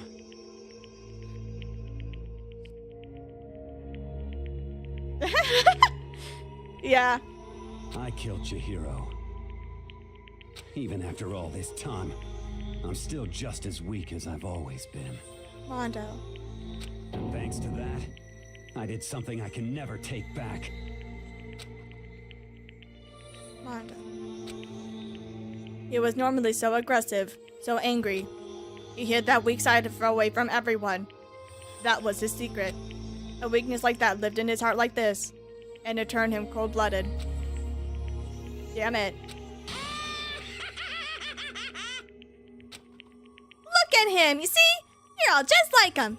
For a secret from the past, for a memory. For that, he killed another living human in cold blood. He couldn't cut free of his regrets from the outside world. He doesn't know what true strength is. Do you see hope anywhere in here? Because I sure don't. You bastard! Just shut up, you son of a bitch. Go ahead. Say that again, I dare you. Yep. Okay, I'll say it as many times as I want.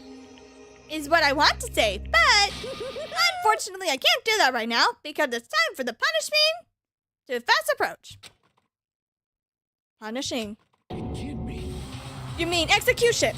Well now. That's what I promised you, right? The blacken that disrupts the peace will be punished. Ridiculous.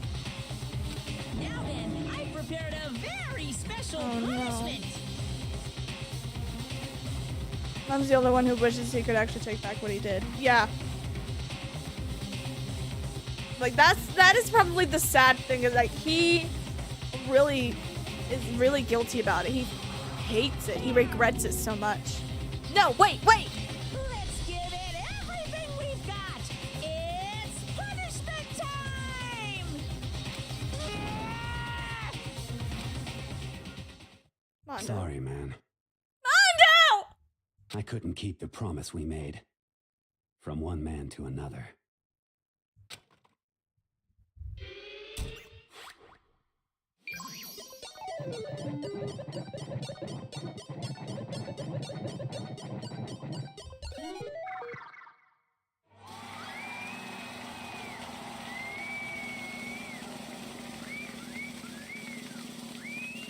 This is probably the saddest death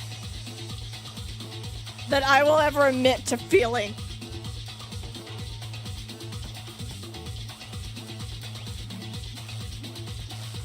One last ride, old friend. Let's go.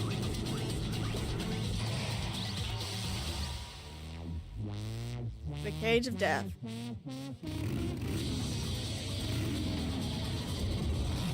Yep.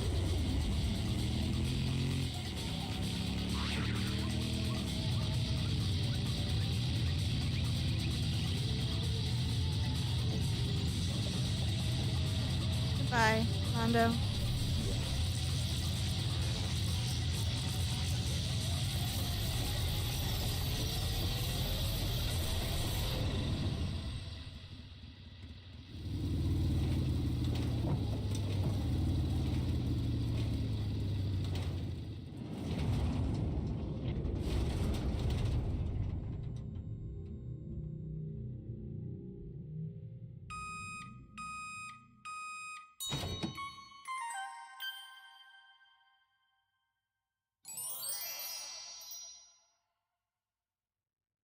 That's so fucked up, dude. Hear me out on the Mondo butter. No! No. I will admit though, for some reason, somehow, Mondo is a hear me out for me. Like if you got rid of the hair, if he got rid of the hair, he would be down. I would probably put him on my list. But like, I don't know. It's just because he has a heart. He has a heart of gold. I put that all on pancakes. No! No! You would never. Laugh at death, and your soul will forever be at peace. It can't be. My brother. Another murder and another execution. I want to feel again. Everyone's lives are taken so lightly here. I feel like I might be going mad. Maybe I will just let it happen.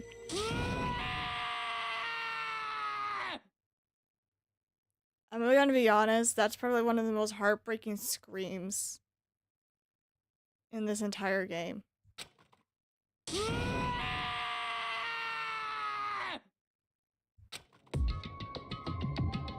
Yeah. I feel like this is definitely the hardest trial to solve. Let's be honest, there's absolutely no evidence pointing towards Tondo. Yeah.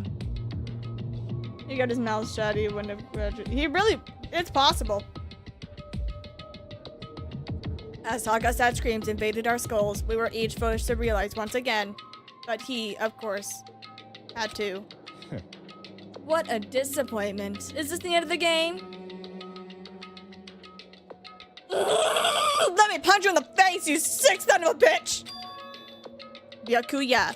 What is this? You're completely insane, you know that? A game? One of our friends is dead. Do you realize that? Naturally. Of course I do, because this game is life or death. Hey. I don't have anything to say to you. I don't have a response, except that I just don't understand why. Why did you go out of your way to disguise Mondo's crime? What? Why? Isn't it obvious? Because it made things more interesting. Oh, I want to... Okay, can I have a really nice spoiler about the next game? Specifically Danganronpa 2. Respectfully, please tell me this guy dies. Please tell me he dies. His voice was calm, emotionless, like the voice of death. It chilled me to the bone. Last night when the murder took place, I was in the library as usual. Honestly. So you ignored the nighttime rule too? That rule never mattered to me. I don't recall agreeing to it. There is nothing to be done. He dies, but in a lot nicer before he dies. Oh, is he nicer? Hope so. Well, I don't particularly care. Please continue. The night grew late and I decided to return to my room, which is exactly when I stumbled upon him. I spotted Mondo coming out of the girls' locker room. And after what he'd done, I looked inside and saw the corpse. You mean you actually... Oh, you actually mean you, like, witnessed the murder? Yeah, he was such a fool. He didn't have the slightest idea that I'd seen him. Well... So technically, you're saying you knew who the culprit was from the very beginning. That's right. Indeed, but if that had been the end of it, how boring would that have been? I mean, what a waste of time to have the answer revealed right at the beginning. Which is why I decided to lend a little helping hand. I thought it would liven things up. You did that to liven things up. I see. So after about hearing Genocide Jack from Toko, you decided to use that to create the fake murder scene? But damn, man, if we hadn't figured out who'd really done it, you would have been dead too, you know? Well, obviously I would have been revealed the truth before it reached that point. Of course. Byakuya turned and looked me in the eye. I could feel his sharp eyes piercing into me. Thanks to a certain remarkable someone, it never did, and I was able to perform an interesting experiment. Interesting. Once I do decide to become blackened, I know who I'll have to watch out for. Oh, are you saying that I'm a fucking target, you motherfucker? Correct. So that was your reason. Are you satisfied? Indeed. Yes, we're done listening to your story. Moving on. Hey, There's something I'd like to ask Monokuma. What's this? Oh, I'm up next. you. And to be honest, Byakuya is my favorite antagonist. I hate him. How is he your favorite? How can you like this guy? Oh my gosh. You like to perform these elaborate executions each time, correct? My question is, why? Do you like them? But you know, this punishment, this despair, is not just for you. All this punishment and all this despair is my gift to mankind itself. What? You're over-exaggerating. I am not over-exaggerating. These punishments are meant to transform all hope to despair. What do you mean? Mean? Mean? Mean? What the heck? Mean, mean, mean, mean, mean, mean, mean, mean, mean. Good grief, I don't understand why you have to pick apart every little stupid thing. Whatever, doesn't matter to me. In the end, I'm gonna stand alone as the victor, and then everything will be revealed to me. Ooh, how exciting. Uh-huh. Ah, the noble son of a noble family. Surely you understand me. I've been Danganronpa for like a few years now, and after taking on the Danganronpa media, this character developed of the anime as well as the other games. Okay. Alright, you know what? That's valid. Byakuya, exact same day as this. I think it's the start of a terrifying friendship. That's enough. Shut up. I would never stoop to the level of a childish criminal like you. Well, let me just say this. After I have achieved some complete victory, you're up next. I'm going to find you and kill you. Do you understand? In the name of my family. In the name of the Togami family, for which victory is a foregone conclusion. You're getting all riled up. Oh, so cool! It's like you're the main character of a video game or something. No trash mob for you. I swear, whatever it takes, I will kill you. Temper. Sounds like someone needs a nap. But also, you're not the main protagonist to this game.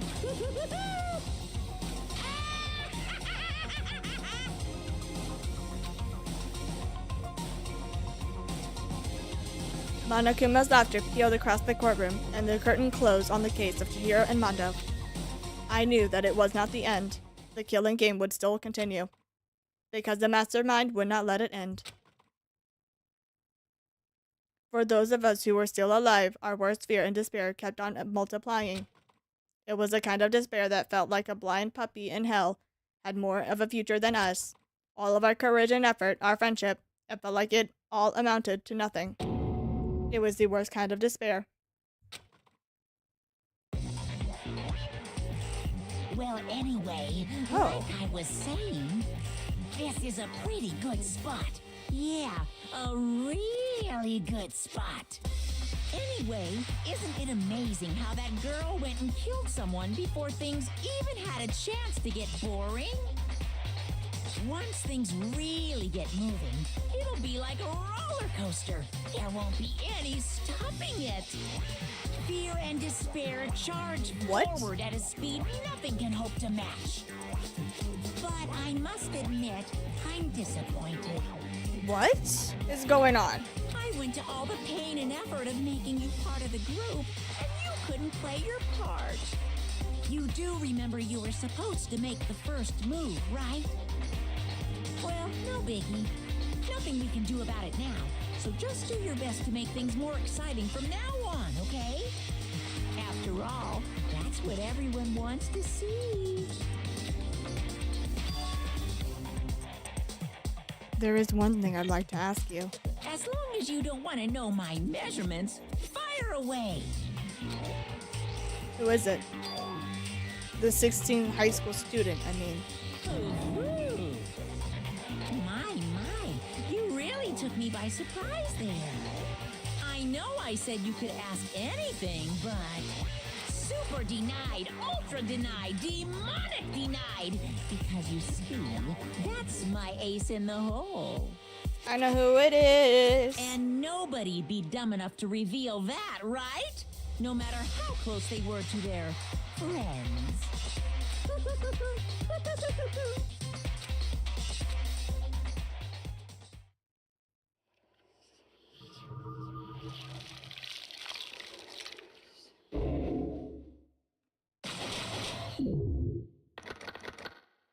Only 10 left.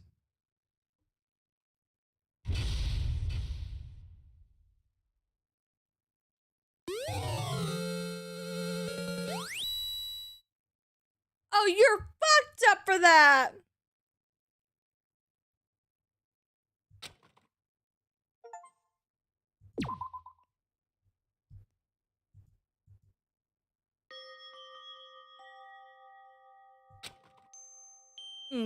Sniff. Sniff, sniff. Oh, whoa, ma'am! I Ma'am! shouldn't cry, Sorry. but I've had enough. I can't take it anymore. Getting out of here anytime soon. It's impossible. I can't let myself think about how much I want to get out of here. If I keep thinking like that, I might decide to. Hina! Donuts. I need to eat some donuts. That'll cheer me up. Oh my gosh, am I this girl now? Wow, my room is nice! It's a little dirty, but it's nice.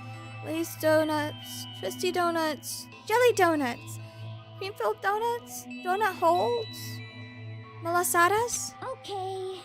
Oh God of donuts, I'm praying for a wonderful encounter. I'm sorry. Please forgive me for breaking the nighttime rule. Right now, for me, donuts are absolutely necessary.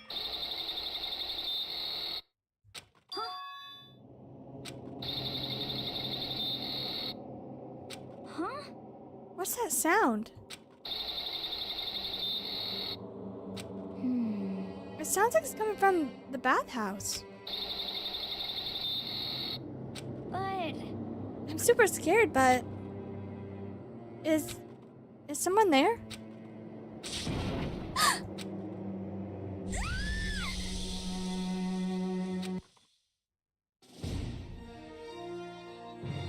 Ah, yes.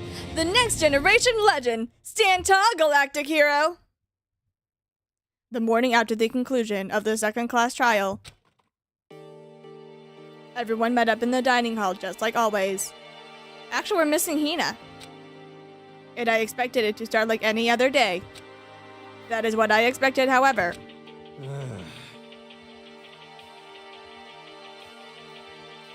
Sorry, I have hiccups right now.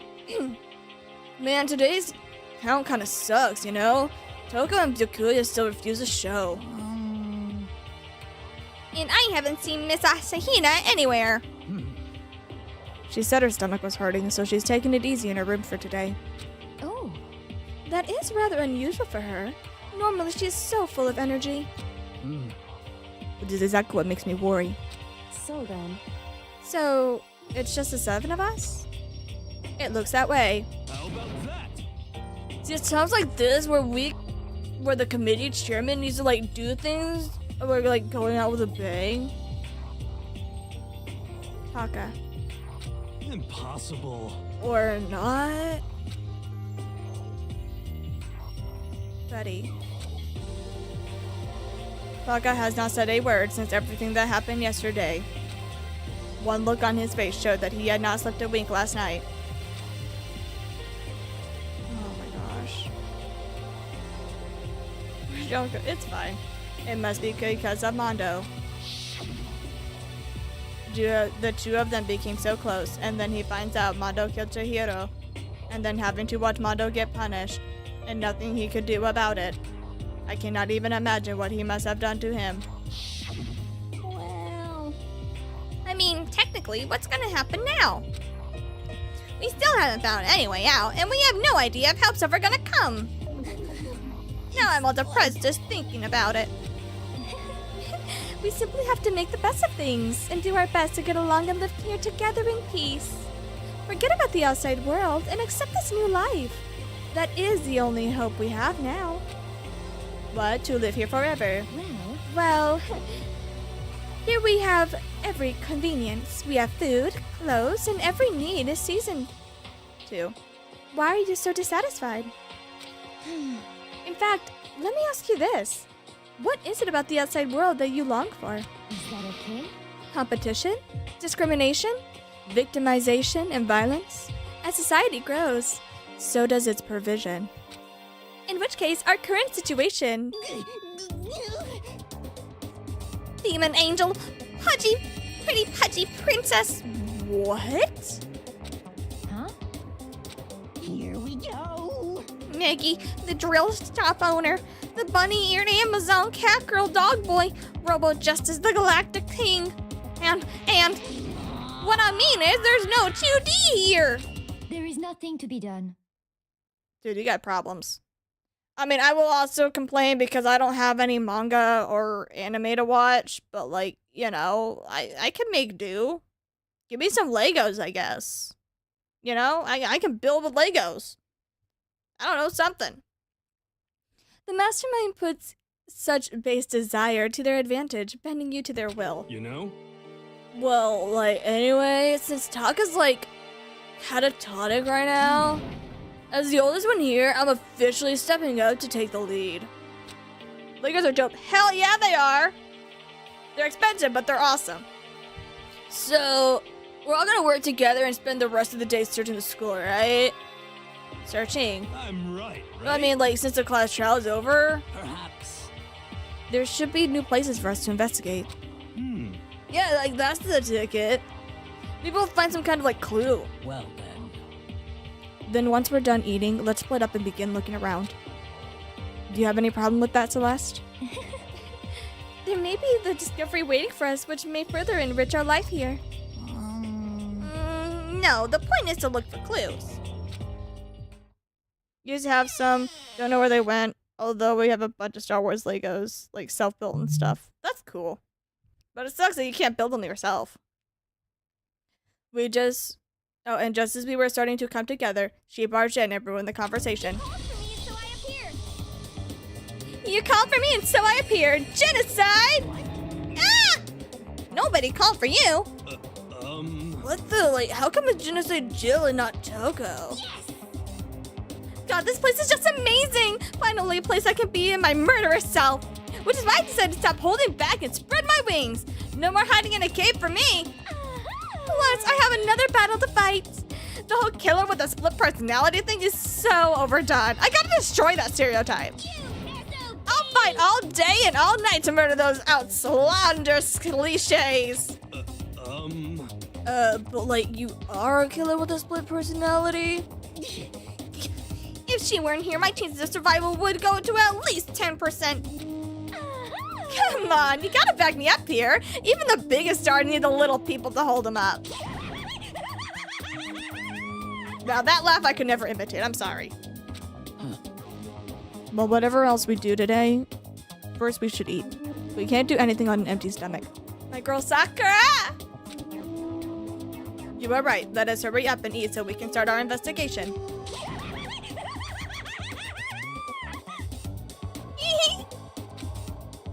She's fun.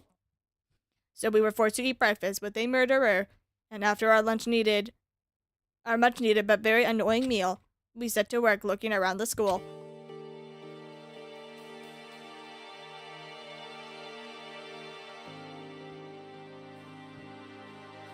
I think I should probably call it today. It's been long enough. Plus, that trial was really all that I was aiming for. It took a long time for that trial. Yeah. Alright, anyway, on that note, I'm gonna call it a day. Thanks for being here. I forgot how to get out. No, I don't want to leave just yet. I want to... tab? Nope. journal. J. 1. 1. There we go. I'm gonna call it here. Have a great one. I'm gonna do a nice little quick save. We'll do a save over here. Slot 23. Have a great one. And I'll see you guys next time, okay? Probably gonna be streaming, what's it called? I don't know. Maybe some Into the Pit tomorrow or on Wednesday, and then maybe some casual Animal Crossing. We'll see. Whichever happens first. Alright, see you later, guys. Bye!